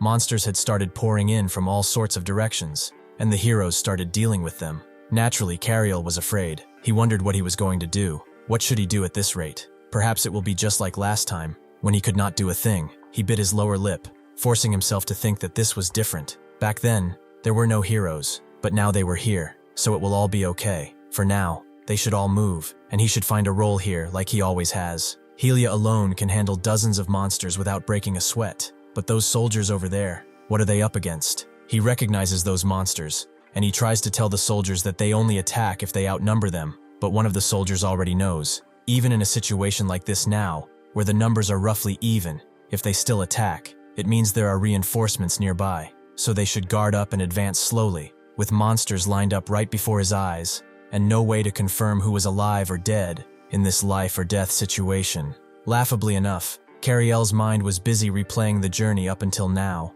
looking back on the path he had walked until this day. He thought he had helped here and there through his advice or split-second ideas, and believed he had played some kind of role, however small it was. In truth, wouldn't things have been just fine without him? Wouldn't a spot he occupied be the kind that anyone could fulfill? Thinking about it more, the reason he was always able to help was perhaps because the hero simply did not know something, or because, just like Reina, being more suited for support in combat, each hero has their own strength and weaknesses. The fact that a mere apprentice guide even got included in a hero's party felt far too out of place. It was pointless questions like these, questioning his own worth, that were filling his head to the brim. However, he clenched his fists and wondered what the hell he was doing with things like this. He was standing alone, lost in thought. He should think about how to be useful. He shuts down his thoughts and moves. In a situation like this, even someone like him must be needed somewhere. He sees a wounded soldier and begins healing him. But as he looks on, he sees something. He hadn't thought about the monsters overhead, but he sees something else.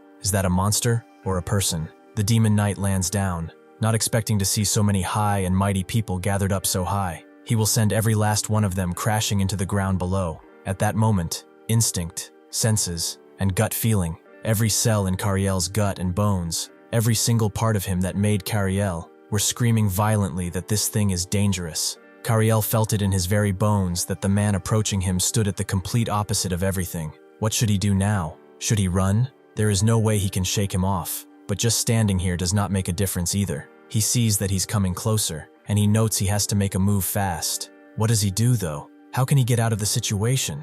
The man has seen him. He's in range. So what does he do? Maybe it was because he had too many thoughts crowding at once, bound hand and foot by his own thinking, that Kariel stood frozen like a statue, unable to do a single thing. The only thing he could do was just stand still, like he was already dead, like a corpse, to not stand out and not do anything, like that bandit back then, just like that time. He should just ignore him and walk past, hoping that this would happen. He prayed, and eventually opened his eyes. He saw the strange person nowhere nearby. It seems that he has passed by. The demon knight was right above him all this time, claiming that in a battlefield like this, where flesh and limbs are flying, trying to do something as pointless as stopping a bleed, he's pretty stupid. He thinks that whether little nuisances like that live or die doesn't really matter, but what does he think about it? Kariel immediately moves, thinking that he should run away, but suddenly the knight swipes his claws at him and manages to catch him a bit. He thinks that he should have put a little more into that run of his, but why did he dodge? He wasn't trying to hurt him the first time.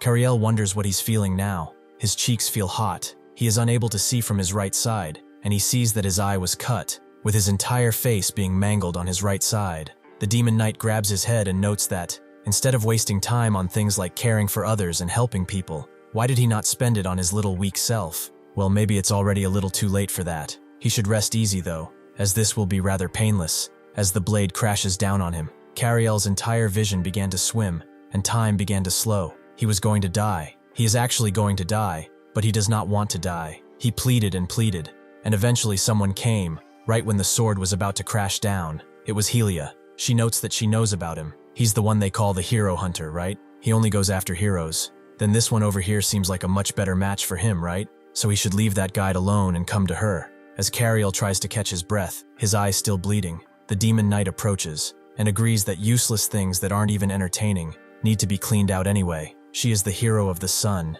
Helia, like the man who dared to reach for the sun and came crashing down as his wings burned. She should try to bring him crashing down too. The guards watch from above as they deal with some more monsters and see something else, something that neither of them has seen before. The carrier monsters open their bellies wide and drop monsters right out of the sky, right onto the waiting soldiers. The demon knight rushes towards Helia, swinging his right arm towards her, and after she dodges, he tries to attack with the other, but she blocks the attack. Seeing this, he uses his power to prepare a mighty blow, cocking both of his hands back, and seeing this, Helia herself puts her sword forward and blocks the incoming strikes. The demon knight backs away slightly and notes that, seeing her hide behind that gray sword, makes him think that the title of the sun is far too generous for someone like her. She just looks like a cockroach that fled into the dark. Heroes truly have no shame, it seems. Helia notes that he's been getting on her nerves this entire damn time, and slams her large sword into the ground, unleashing her power. Helia's ability is the sun.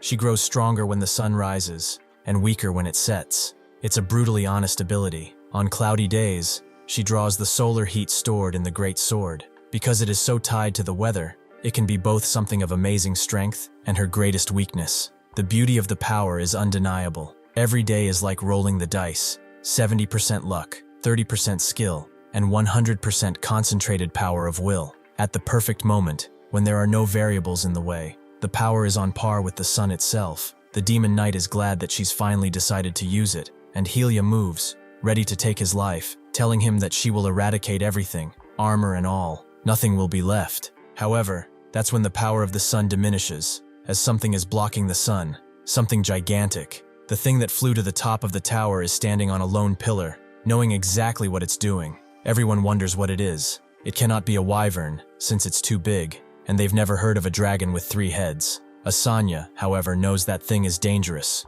way too dangerous. Suddenly, all 3 of its heads begin channeling power. 1 fire, 1 electricity, and 1 darkness, all culminating into a blast of gigantic power that it sends right onto the people below. Aerosent rushes forward, telling everyone to stand behind him and trust his body. On a battlefield overrun with slaughter, he is the one who shields countless comrades, a wall built from blood and flesh. With his ability, he is able to block this constant stream of fire, but it is pretty clear that it's taking something out of him. Eldrick comes around, noting that he is working quite hard out here. He came here for nothing more than a conversation. First, he wishes to make it perfectly clear that what they want is not a fight. It's that thing over there, the holy sword. Aerosent turns, hears him, and wonders if he knows. Maybe it's because of the roaring flames in his ears, but he can't quite understand what Eldrick is saying. Could he please just come a little closer and say that again? He will surely give him an honest answer this time. Seeing the danger in his eyes, Eldrick notes that somehow they've been managing to have a conversation, or perhaps that was just his imagination. Unfortunately though, he's not exactly the considerate type. Never was. Probably why he couldn't even get a wife. Well, they should grab some tea and talk again sometime. He turns around, noting that he did not expect to be paired with someone like him. With that, Cinnamon continues the explanation he never got to finish before. The reason the Constitution affects equipment selection is as follows. There is a Constitution that manifests in about 20% of external circulation types, and it is called a storage type. Because this Constitution allows one to store their own energy inside objects, the majority of people with this trait choose equipment suited for throwing or ranged attacks to make the most of it. Cinnamon aims his crossbow at Eldrick. He wonders why he is not fighting a hero if he wants to fight. What is he doing here? Eldrick laughs out loud. Is he actually telling him to go fight a hero? Is he trying to kill him with laughter or something? People should think before they open their fucking mouths. Just because it's not his problem, he just keeps talking shit. But whatever. Not like it matters anymore. Suddenly though, someone else appears. Papura, who notes that this does not seem to be the time for small talk. This was his doing,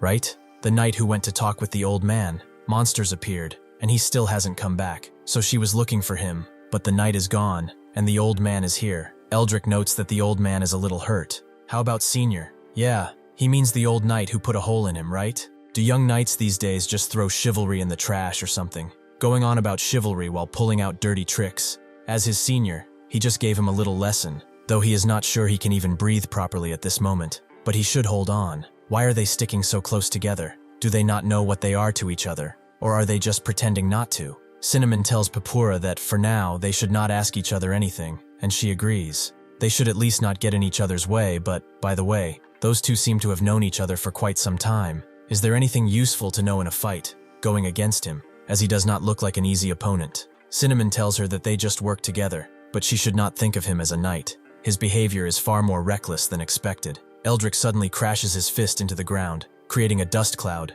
and Papura agrees. This is definitely something a knight would not do. They stick back to cover all sides, and Eldrick wonders what they're doing. Are they not following the rules? Papura wonders what he's talking about, but Cinnamon tells her not to worry about it. Eldrick suddenly rushes forward, telling him not to follow fencing rules, crashing his fist into Cinnamon's face before kicking Papura away. He was a married man after all, or at least he thinks he was. Suddenly, Cinnamon crashes an arrow towards him, almost hitting him, before Eldrick dodges. It seems that his face is completely fine too. Cinnamon tells him that he barely blocked it with a crossbow, but it still broke. Eldrick wonders why someone was swinging a pair of chopsticks around like that. Cinnamon takes out another, claiming that they're not chopsticks, and tries to swing it at Eldrick, who is already behind him, wondering why he bothered getting up when he could have just stayed down and played dead. Well, he will be on the ground soon enough. He crashes his fist right into Cinnamon's side, telling him to just stay down and rest for now. Suddenly, Papura charges in, and Eldrick wonders if she's not going to actually stab him, right? Putting Cinnamon in the front. However, somehow Papura makes her sword deflect itself and go around Cinnamon, right into Eldrick. He dodges the first attack, but the sword redirects itself again, and again, and again, and again, cutting him apart with no consideration. After that, Papura withdraws her sword, hoping that she landed at least a critical hit on him. But Eldrick comes around completely fine. It was truly impressive. It was unconventional yet sharp, and the speed was rather excellent. In the middle of all that stabbing, she still avoided her ally, only targeted the enemy. But the most surprising thing is that he himself withstood every single one of those blades. It seems his body has gotten younger recently, but he never expected this place to have gotten this lively too. He can't say which part is louder. Cinnamon wonders why he can't just say it. He should just say something useless and be done with it. Eldrick, however, tells him to keep his mouth shut until he's confirmed whether he is of any use in the first place. Eldrick throws Cinnamona back toward Papura, and he lands pretty roughly. Papura immediately rips into him, noting that they promised that they wouldn't interfere with one another. He apologizes pretty sheepishly, and Eldrick wonders if they should not continue instead of talking. However, Papura is a little annoyed by him. He is a knight who uses martial arts and a human who sides with demons. He really has no principles, does he? Eldrick stares her down, noting that she seems to be itching for a fight, and she charges in. She begins pushing him back again and again with her hundreds of strikes, but Eldrick notes that even a tree with countless branches stems from a single root. He strikes at her hand, the one holding the blade, and she's barely able to hold on. She decides to rush in all at once, but Eldrick simply deflects the blade with his palm and notes that she must be getting desperate to swing a rapier so recklessly. Using the fist that he just deflected the sword with, he follows up by unleashing a devastating strike into her, putting her on the ground. She complained earlier about knights not using their swords, but he simply prefers not to use his unless necessary. She is young, yet her skills are quite exceptional. One day she will surely become a great threat. However, he will let it slide for today. It seems he is spineless enough to leave an enemy alive right in front of him, isn't he? Somewhere else, one of the soldiers is being slowly consumed by one of the monsters, which seems not to care about his blood-curdling screams. Kariel tries to get up and to move, but all that he can see now in front of him is the same thing he saw back in the village when he faced that monster. His eyes widen in fear, and he is locked in place, his teeth chattering against each other, when the beast takes flight again. It crashes somewhere in front of him, creating a gigantic cloud of dust and debris. At that point, Kariel can't see anything, so he tries to pat down the spot next to him. What he feels next is someone else's head, which has been crushed beforehand. He screams in horror and pulls his hand away, as if it were burned. He is in a complete state of panic. Around him, he can only see destruction, the same destruction that he has seen once before, with countless people dying thanks to the monsters. He clutches his head, wondering why he is so useless. Even in a situation like this, even now, he cannot do anything. Just how useless can one man be? However, that's when a shadow falls onto him. It's Akela who asks if he's alright, crouching down to face him. Asanya is facing the demonic vestige of his former master, and he notes that everyone here is struggling with all of their might. He cannot afford to sit idly by, while monsters burn down his men and slaughter his people. Perchun is curious to see how much he has grown, so they shall cross blades here and now. Asanya tells him that, as his final duty as a disciple, he shall save him the trouble of coming down from the tower. Asanya immediately rushes forward, going to meet Perchun, and they immediately begin their dance of blades, switching between deflecting and attacking at a moment's notice. Asanya seems to have the upper hand for now, as his eyes are locked in a vengeful fury, ready to strike down his old master with great prejudice. After Perchun blocks his blade one more time, he wishes to make an offer out of respect for their old bond. Even if he returns alive, he will officially be known as the Demon King's disciple. Rather than living with such a label, Why not walk the same path as he does? Asanya actually laughs. For someone so tactical to make that offer, he must be quite pleased with his situation, right? Perchun looks at him with a manic eye and wonders how he could not be, for he has been liberated from a life where he was dying day by day. The word joy cannot describe the emotion he is feeling as of this moment. It is as if he has been reborn anew, and it's as if he can see things for the first time again. Asanya scoffs. He has never cut down a fresh foal before, but he shall try it for the first time today, it seems. Perchun continues pushing him, noting that he who once walked the same path has finally turned his back on him. Asanya notes that he is different because he was taught to never lose his center, no matter where he is. Perchun agrees. He was the one who taught him that lesson, who built that wall, and he shall be the one to break it. He cocks a fist back and unleashes it into Asanya's chest, pushing him back pretty hard. He tells him to ready his stance already. Has he not even properly used what he has taught him yet? He raises his blade forward and then swings it through the air with amazing force. So much force, in fact, that he sends whirlwind strikes towards Asanya, a couple dozen at the very least. Asanya himself readies his blades and begins deflecting the whirlwind slashes. Again and again, his expression is one of sheer and utter desperation. He screams out and lets out a small whirlwind of his own with 2 overhead strikes, eliminating the rest of Perchun's attacks. He cannot believe it. He has not even reached 30 in age, and yet he is at this level. Perhaps Asanya is already equal to the man Perchun once was. That is good. Through the fog, Perchun jumps and rushes in at Asanya with inhuman speed. Asanya notices and crosses his blades, managing to block the strike but getting pushed back. Perchun tells him that he wants to see a little more. He wants to see just how much his skill can grow, just how much it has grown. During one of his strikes, Asanya deflects roughly, opening Perchun up. Sensing what he is doing, they both plant their feet on the ground at once and unleash a similar devastating strike against each other, one that cuts even the air around them. This creates a large dust cloud, and it seems that they have retreated from each other for now. Perchun wonders, has it really been 2 years since he last wielded his blade before this long-awaited fight? He is honored. He is so honored he has nearly forgotten why he is standing here. Asanya agrees. It's a battle between a master-turned-demon king and his disciple-turned-hero. It is a premise that is hard not to enjoy. Asanya wonders when he first learned swordsmanship from his master. Perchun told him that when he swung a sword, he found it difficult to maintain his center of gravity due to various factors, such as inertia from rotation, recoil from the impact, and so on. It is even more so when one wields 2 blades. Dual wielding typically involves using a short sword and a long sword together. The short sword is light, making it ideal for quick reactions to the opponent's attacks, so it fundamentally plays the role of a shield, while the long sword handles the offense. Asanya wonders, though, will it not be easier to keep one's balance by using 2 identical long swords? Perchun thought that was a valid question. It's something he would realize later, but yes, it wouldn't be a bad idea to experience it for himself right then. He would give him 2 identical long swords, so he should try and swing them both. At that point, Asanya had only ever swung a single blade, since he'd never handled 2 blades before. He knew how important the center of gravity was, and he vaguely understood that dual wielding makes it even harder to stay balanced. If they're identical swords of the same length, surely he won't fall over. There was still more time to ask about swordsmanship, but he decided to swing it on his own. He immediately lost his footing and ended up on the ground. Perchun wondered if he understood why he fell, and he didn't, so he explained. First, it is true that 2 identical blades are easier to balance than 2 blades of different sizes. However, his body is not as symmetrical as the swords. At a glance, the human body appears to be in balance,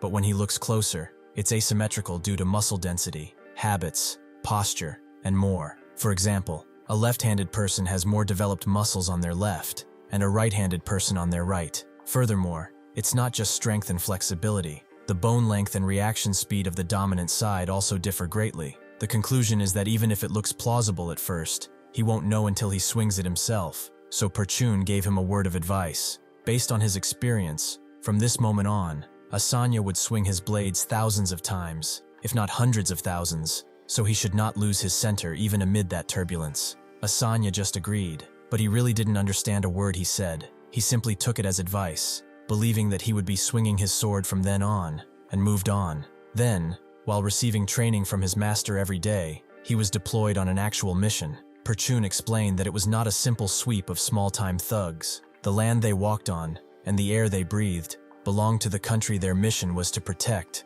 by apprehending those who stole and trafficked its information. Asanya never imagined that a trainee like him would be put on a mission akin to suppressing treason. One of the soldiers had a question for Perchun, though. He asked if they would take the spies alive. He thought they weren't supposed to kill enemies who possessed information. Perchun apologized for not explaining better. The targets are not spies from another country or anything like that. They're turncoats who saw information about their country as something to profit from, since they were the ones buying and selling it. They should know what to do by now. Inside the cave, where they were hiding, one of them began to gather all of their valuables, as he was sure the country had caught on. One of his comrades told him that he'd been rushing for nothing, as they clearly hadn't caught on yet. However, they did, as one of the soldiers grabbed the man's head and took his life. Naturally, Asanya was there too, and he caught one of the ones trying to run away. He remembered what his master said, that this opponent is not an easy target, so he should kill him immediately. At that moment, when that man swung his blade,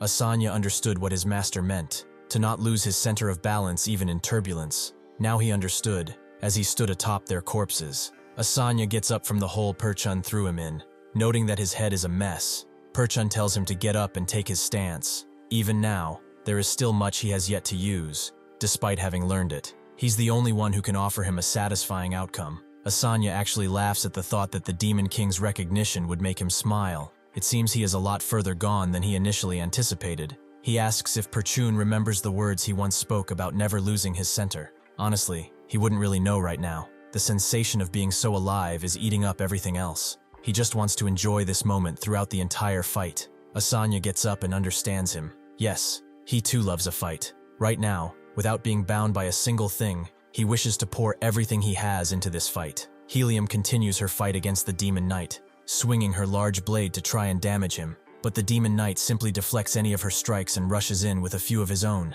Helium defends herself with a large blade, and seeing this, the Demon Knight hooks a blade under it and sweeps it upwards, leaving her defenseless. With that, he charges in, noting that, unfortunately, her sun will set early today. Seeing this, Helium uses the full brunt of her power to grip her blade and fights against the momentum of being thrown, managing to crash her blade right into the Demon Knight. However, that was not nearly enough. He notes that it was a single strike with every last drop of her power. She handled that quite inefficiently for someone who only dodged once, and he also would like to thank her, as things have gotten rather easier thanks to her. It would have been a nuisance if she had planned to stall for time. He is more interested in the Holy Sword than this. However, once he looks upon where the Holy Sword is, he clenches Helium's throat tighter, as he wonders who dared to touch the Holy Sword, because it is not there anymore. Akela and Kariel are somewhere else, and Akela asks if he's calmed down a bit. He confirms as such, noting that it's thanks to him. Akela notes that he wants to stay beside Kariel and keep protecting him, but, given the situation, Kariel understands his need to leave, because of course he does. Before Akela leaves, Kariel notes that there is one thing he must tell him. After telling him his plan, the situation seems to escalate. The demonic beasts crash into the remaining soldiers, who are attacked from above and below, giving them no respite. Seeing this, their morale falters, and they immediately think of retreating. But that's when a gigantic holy light begins to form behind them, creating an entire shield against demonic beings. It is done by Akela, who now possesses the Holy Sword. Before all this, Kariel told him that he saw the fight between Asanya and Perchun, and how the Holy Sword repelled Perchun. If so, then the Holy Sword repels not only the Demon King, but monsters of his kind as well. Akela understood. He meant that, instead of protecting Kariel, Akela should retrieve the Holy Sword first. Kariel confirms as such. He thinks that the ability of the sword to repel monsters alone will definitely help the current situation. That is why he is asking Akela, since he's been lying low in this tower to avoid notice, to take that sword. He hesitated because he feared that the Holy Sword would reject him. It was not just worry. He also had an expectation bordering on delusion that the moment he grasped the sword, it would choose him. But looking at the situation now, it has neither rejected nor chosen him. This is more than enough if he can save even more people. This is more than enough. The soldiers begin to gather in the circle created by the Holy Sword, carrying the injured into it to keep them safe. However, one of the demonic beasts somehow breaks through and lunges forward with its jaw wide to eat one of the soldiers' heads. He wonders how this happened. Was this not a safe zone? He clearly saw the fieldwork, since it repelled the monsters. Why is time slowing down? It's like his life is flashing before his eyes, as the demonic beast closes in, though Akela saves him by completely cutting the beast in two, and asks if he's alright. The Holy Sword only repels demonic monsters, so he will have to be careful. He heard earlier that ordinary beasts and animals were mixed in with the monster swarms, so they must anticipate situations like this. The soldier understands and thinks about Akela. This man is a hero, the very hero he wished to be since he was a child. Having been directly helped by the hero, he decides to thank him from the bottom of his heart. Thanks to him, his life was saved. Not for long, though, as the demon knight drives his claws through the man, aiming to get at Akela after ripping him in two. He wonders, does Akela think he can take whatever he wants just because he is a hero, even though the demon knight came to retrieve the holy sword, and would taking his life as a bonus make things even better? Akela responds, saying he will definitely kill him with his own two hands. The demon knight rushes in with his unholy power, pushing Akela backwards. Akela himself realizes the person who attacked him before he came here was the demon knight. Before he can even finish his words, the demon knight rushes in again, slamming him into the ground by grabbing his head as he declares that he came to finish things after all. Akela smashes his fist into his forearm, causing him to let go of his head, and notes that whether it's his life or the holy sword that he wants, he will have to take something equivalent in exchange. He rushes in with the blade, but the demon knight dodges it effortlessly and wonders if the heroes all read from the same book. His lines are all so similar. It reminds him of someone. As he crashes his claws down onto Akela, he notes that it reminds him of the hero Ram. He thinks he remembers now how he took his life. Asanya continues to fight against his old master, both using the exact same blade technique, but it seems that Asanya is on the back foot. Even if he manages to land a strike, it seemingly gets deflected or blocked. Perchun tells him that his torso is wide open. He told him not to focus only on the weapons during close quarters combat. With that, he crashes his fist right into Asanya's sternum, noting that sometimes fists are more effective too. Instead, Asanya simply lets loose, swinging his blade like a madman to throw Perchun off of him and rush in with a clawed hand, which Perchun is forced to defend against. This leaves him wide open for another attack, which actually lands. Perchun laughs, as he can't tell if he raised a disciple or some kind of beast. However, it doesn't matter which of those things it's supposed to be. A good beating is the cure for both. With an overhead swing, he strikes the ground, creating two devastating whirlwind strikes. But Asanya passes through both of them and enters another clash with Perchun. They both swing their blades at the same time in the exact same formation, causing them to push each other back. They give each other knowing looks before they both cross their arms with their blades behind them and rush in at once, striking with so much force that it creates a delayed whirlwind of strikes behind them, like a tornado in the making. Perchun notes that it is time to end this once and for all. Back to the fight with the demon knight. Through his words, Akela understands. He means he killed Ram, didn't he? Even if that were true, nothing would change. The fact that he will kill him today still remains. In that moment, Akela is about to surrender to his primal instincts, but he moves past the surge of emotion caused by his rage. The holy sword held in his hand barely manages to awaken him. The composure he had forgotten returns as he steadies his breath, and his mind finally clears as if a fog is lifting. Instead of stepping into danger, he begins to read the situation through the eyes of a third party so thoroughly that it surprises even himself. Now he thinks the most important thing is the recovery of the holy sword. Even if he protects the blade from the demon in front of him now, what comes next? What does he do after that? A three-headed dragon breathing fire and monsters swarming from all directions without end. That's what they are facing. Can even Perchun, who declared himself the new demon king, protect this blade from all of them? Helium has been taken down, and Ryet is acting as their wall, but they don't know how long that will last. Akela, no matter how much he wants to deny it, can feel it clearly. This operation to recover the holy blade will end in their defeat. This is a thoroughly prepared plan by the other side. He can't see any breakthrough that could win this fight, though perhaps Kariel could. How would he do it? Is it because he is not Kariel that he cannot find a way, perhaps? That's when a thought comes to mind. He doesn't know what they intend to do with it, but their ultimate goal is the holy sword. The holy sword chooses its own master. Once a master is chosen, even if the sword is taken, they will not be able to use it. In that case, he must find the holy sword's master right in this place. Since he was not chosen, he must let the holy sword come into contact with others. But to whom should he hand the sword over? To Asanya, who is in the middle of a chaotic battle. Or right, or perhaps there is another hero still on the way here. Even if someone does come, he does not think he can hold out for an indefinite amount of time. In his heart, he's already decided who to give it to. But, in the end, the choice belongs to the holy blade, so what he must do is bring it to everyone. He rushes forward, making the blade crash on the ground, causing a bunch of dust to flare in the demon knight's face, and he begins running away. The demon knight begins to chase after him, noting that if he's looking for an exit, there are openings everywhere, all leading to cliffs hundreds of meters high. Asanya and Perchun continue their devastating battle, but during their last strike, which acted like a tornado, one of the soldiers is caught up in it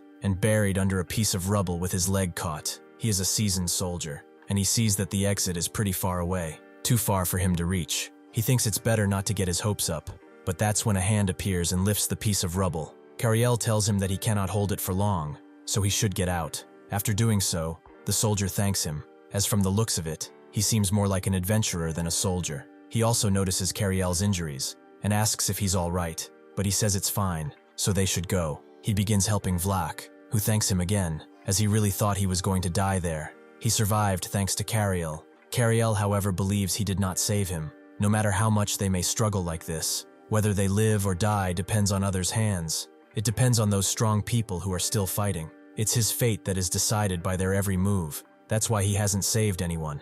The old soldier, wise in his years, understands that one can certainly see it that way. Weak individuals like them can do nothing but be swept away. However, why did he save him? If the ones who hold the power over life and death are not them, then why go to so much effort if it may be for nothing? Akela continues running, knowing that this is a reckless and thoughtless action, perhaps even a meaningless action with a meaningless result. However, he still has to do it. Kariel tells him that because he's weak and fragile enough to just be swept away, if he does not do anything, then truly, absolutely nothing will ever happen. It's because, in his heart of hearts, he did want to save people when they were dying in front of his eyes. He wanted to save them, even as weak as he is. The flurry of strikes between Asanya and Perchun comes to a crescendo as the disrupted air flows behind them. Perchun has had enough and believes it's time to see this through to the end, however bitter it may be. They charge at each other once again, ending up behind one another before facing each other and continuing to clash. However, Asanya completely disappears at one point and ends up right next to Perchun, who has anticipated this hidden strike. They crash through the shattered walls of the tower, shattering them further and pushing Perchun back. However, at the last pillar, Perchun disappears and ends up above Asanya, who reacts just in time to block the strike but not fully absorb it, as he still gets hit by it. He lands on the ground roughly, and Perchun unleashes another cleaving blow towards Asanya, who blocks with both of his blades, which are chipping away at Perchun's blade. Asanya knocks Perchun's blade upward, prompting him to immediately strike with his other hand, but Asanya defends, and using his footing, pivots around, twisting his midriff so hard he unleashes 2 whirlwind strikes. His eyes hazy from the exhaustion, Perchun still stands firm, and knows that he has not taught him how to retreat, and Asanya knows that he has never learned defeat from anyone either. They clutch their blades and begin fighting in earnest. This being the last bout, they are both completely exposed and completely stalwart at the same time, their techniques meshing with one another. Their desperation to win is so evident in their eyes that it becomes unclear who is winning. Perchun is using his experience, and Asanya is using his instinct. Their combined strikes unleash hell on the pillars near them. They both begin to smile hysterically as the line between hero and devil blurs until it becomes nothing. Finally, with another whirlwind strike from both of them, the fight ends. Asanya stands behind Perchun, his blades bloodied, one of them even shattered. From the strike, Perchun's entire right arm flies off. Though Perchun is rather disappointed to see a swordsman abandon his blade like that, Asanya laughs, as he still has one blade left, the one Perchun gave him a long time ago. Perchun used it when he faced the first Demon King. Now it has been passed down to his disciple, the Holy Sword Icarus. This kind of sword possesses 2 powers. The unique ability granted to it for fighting the Demon King, a divine power inherent to the material that forms the sword itself. After a Demon King dies, its unique ability disappears. The Holy Sword's divine power remains intact, meaning its powerful resistance against magic beasts remains as well. Perchun is a little wide-eyed at seeing his blade, but laughs, as it seems it does not even recognize its old master anymore. He has no need for a dog that bites its owner. As Akela continues to run, the Holy Sword reacts, and he looks around to see that there must be a place nearby where people are fighting with holy power. He shifts his direction, and the Demon Knight begins to laugh. Even the hero was not chosen by the Holy Sword. Why doesn't he just hand it over already? More importantly, what's his angle here? He doesn't understand why he's not protecting the Holy Sword, and instead heading straight into a battlefield. He doesn't know what kind of madness this is, but then he realizes that Akela is looking for someone. That's when he's overcome with rage, and he understands the plan. He's not planning to do something that stupid, is he? As Kariel finishes his words, The soldier notes that he had him all wrong when he started talking about being meek and weak. He thought Kariel was just the same kind of person as him, but Kariel is nothing like him. All his life, he did nothing but convince himself that he had no choice in the matter. But even though Kariel could have let go and claimed he had no choice like the soldier did, he chose to act. He kept saying, "Yeah, I had no choice." But he was making a single choice every single time. Kariel doesn't know about that. Even so, the result never turned out the way he'd wanted it to. The man admits this to him.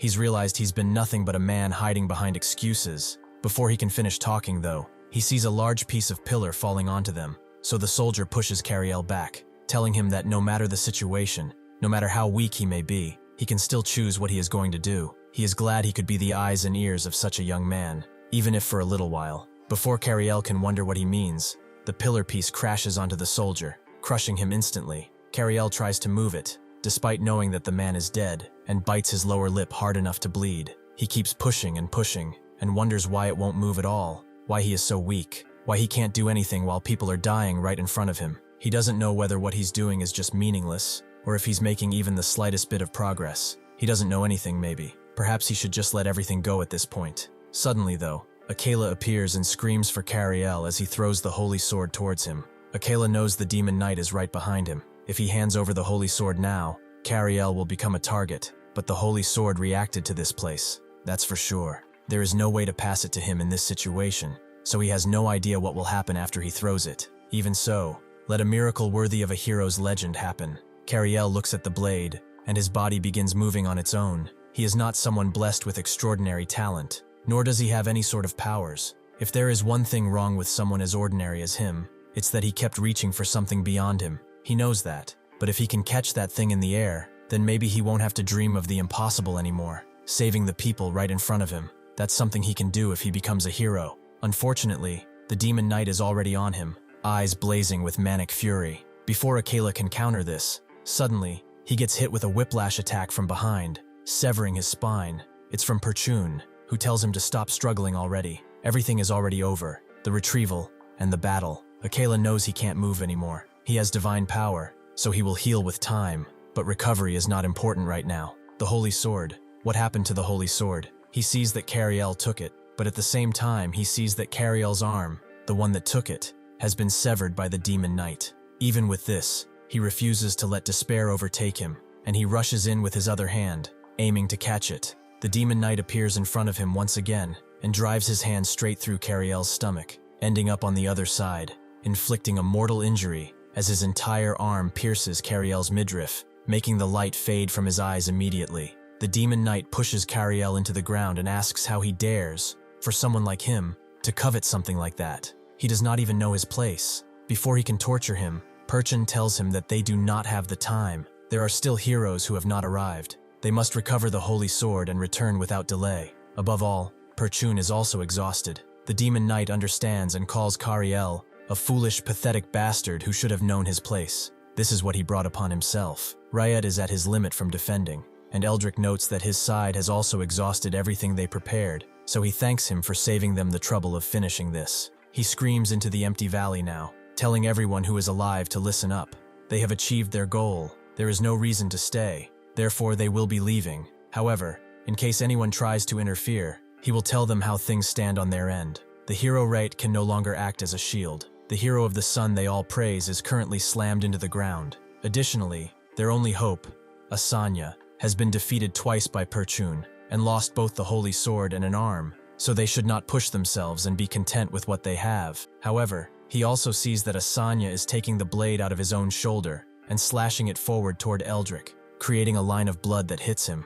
Asanya refuses to let him go. He will not let him go, even if he has to draw his last breath right here. Eldrick tells the demon knight that he will let him have this one, and the demon knight gladly accepts. As a hero beaten to death by the holy sword sounds rather fun, he rushes in, aiming to just beat Asanya with the blunt side of the blade, but suddenly his attention is caught by something else, as someone right beside him awakens a power, someone with blazing blue eyes and a righteous fury. Reina continues her search for Kariel, as they wasted too much time confronting the monsters while searching for him. However, Akela is just looking at Kariel's dying body as his life slowly fades away. When Kariel first set out on this hero's journey, he thought that even if he couldn't be the main character, he could at least play a supporting role. Not even being able to do that makes him wonder, just what is his role? Was he merely a device to show how cruel the world is? This is how it ends, with a meaningless death. Suddenly he hears a question in his head. When did he first want to become a hero? Thinking back, he first came to know what a hero was as a child.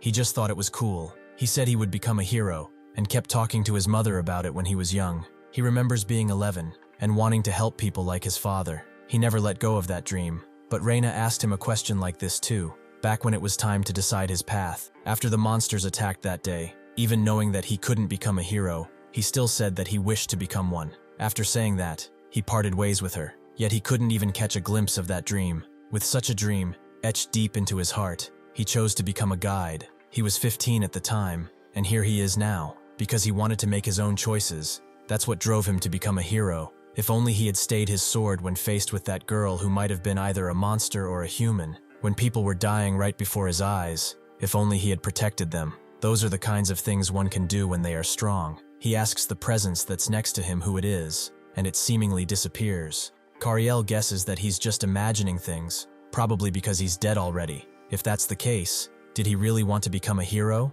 Even if it meant being prepared to die, then why? What on earth was the reason he wanted to become a hero so much? It was probably because it was so infuriating. He was always a frustrated man. He wanted to save people, but he couldn't, even though he wanted to. Even if he tried to take a single step forward every time an obstacle appeared and blocked his path, somehow he was always held back, and that was frustrating. It made him so angry. Yet at the same time, the fact that he couldn't do anything about it just made his frustration grow. However, whenever he felt that kind of frustration, he picked up one volume of a hero's story after another and gathered them in one place before opening a book. He read them while carefully turning the pages. In that way, imagining himself saving people within the sentences, he was able to become a hero within the sentences, to travel freely, to kill the monster that was stuck inside his head. Before he knew it, the iron bars that had been blocking him were no longer visible, and he felt liberated. He was free. To him, a hero symbolized freedom. A hero like that, there is no way he could give up on becoming one.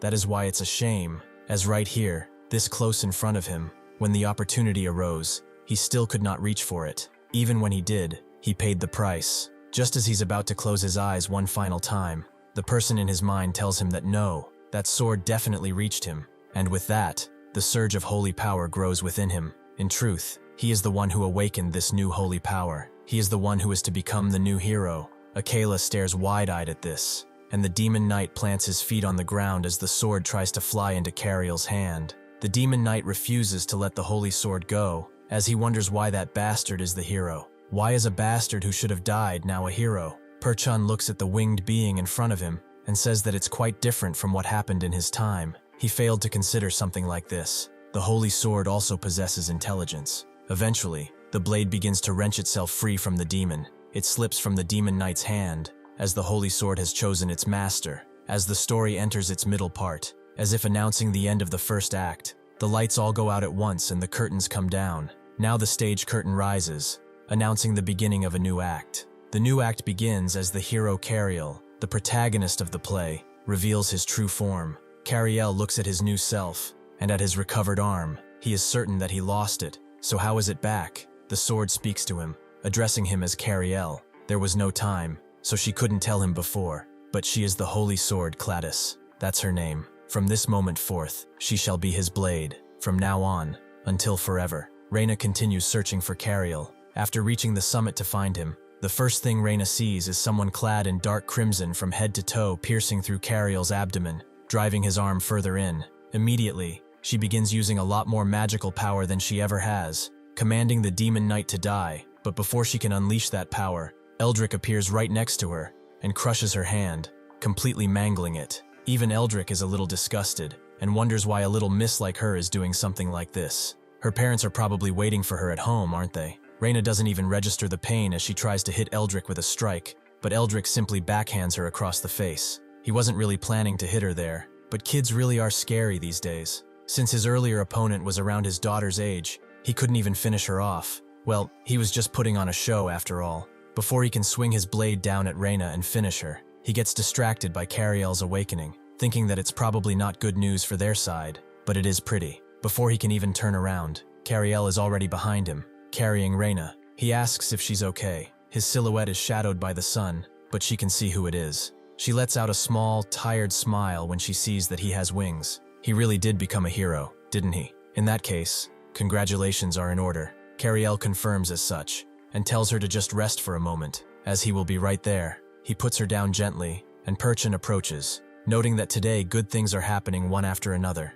A demon king and a hero were born in the same place at the same time. Even on such a festive day, his heart does not feel the slightest desire to celebrate it. He shall determine, regarding the one who took the holy blade before him, whether he is truly someone chosen by the sword, or merely an existence swept up by coincidence, and reveal the truth. He summons all of the beasts, and sends them flying toward Kariel alongside him. Gladys tells him that her power is the manifestation of divine power. The holy sword is the key that controls it. She cannot explain everything now, as she does not have the time, but her power allows him to manifest the divine power that existed only as energy into any form he desires. Would he like to try creating something with the holy sword? Kariel has already created it, but it seems too enormous to grab and swing. Gladys says it does not matter, even if he cannot hold it. It is certainly his sword. Therefore, he should wield it as he pleases. With a swing of his arm, he creates that holy blade and cuts through the legions of monsters approaching him.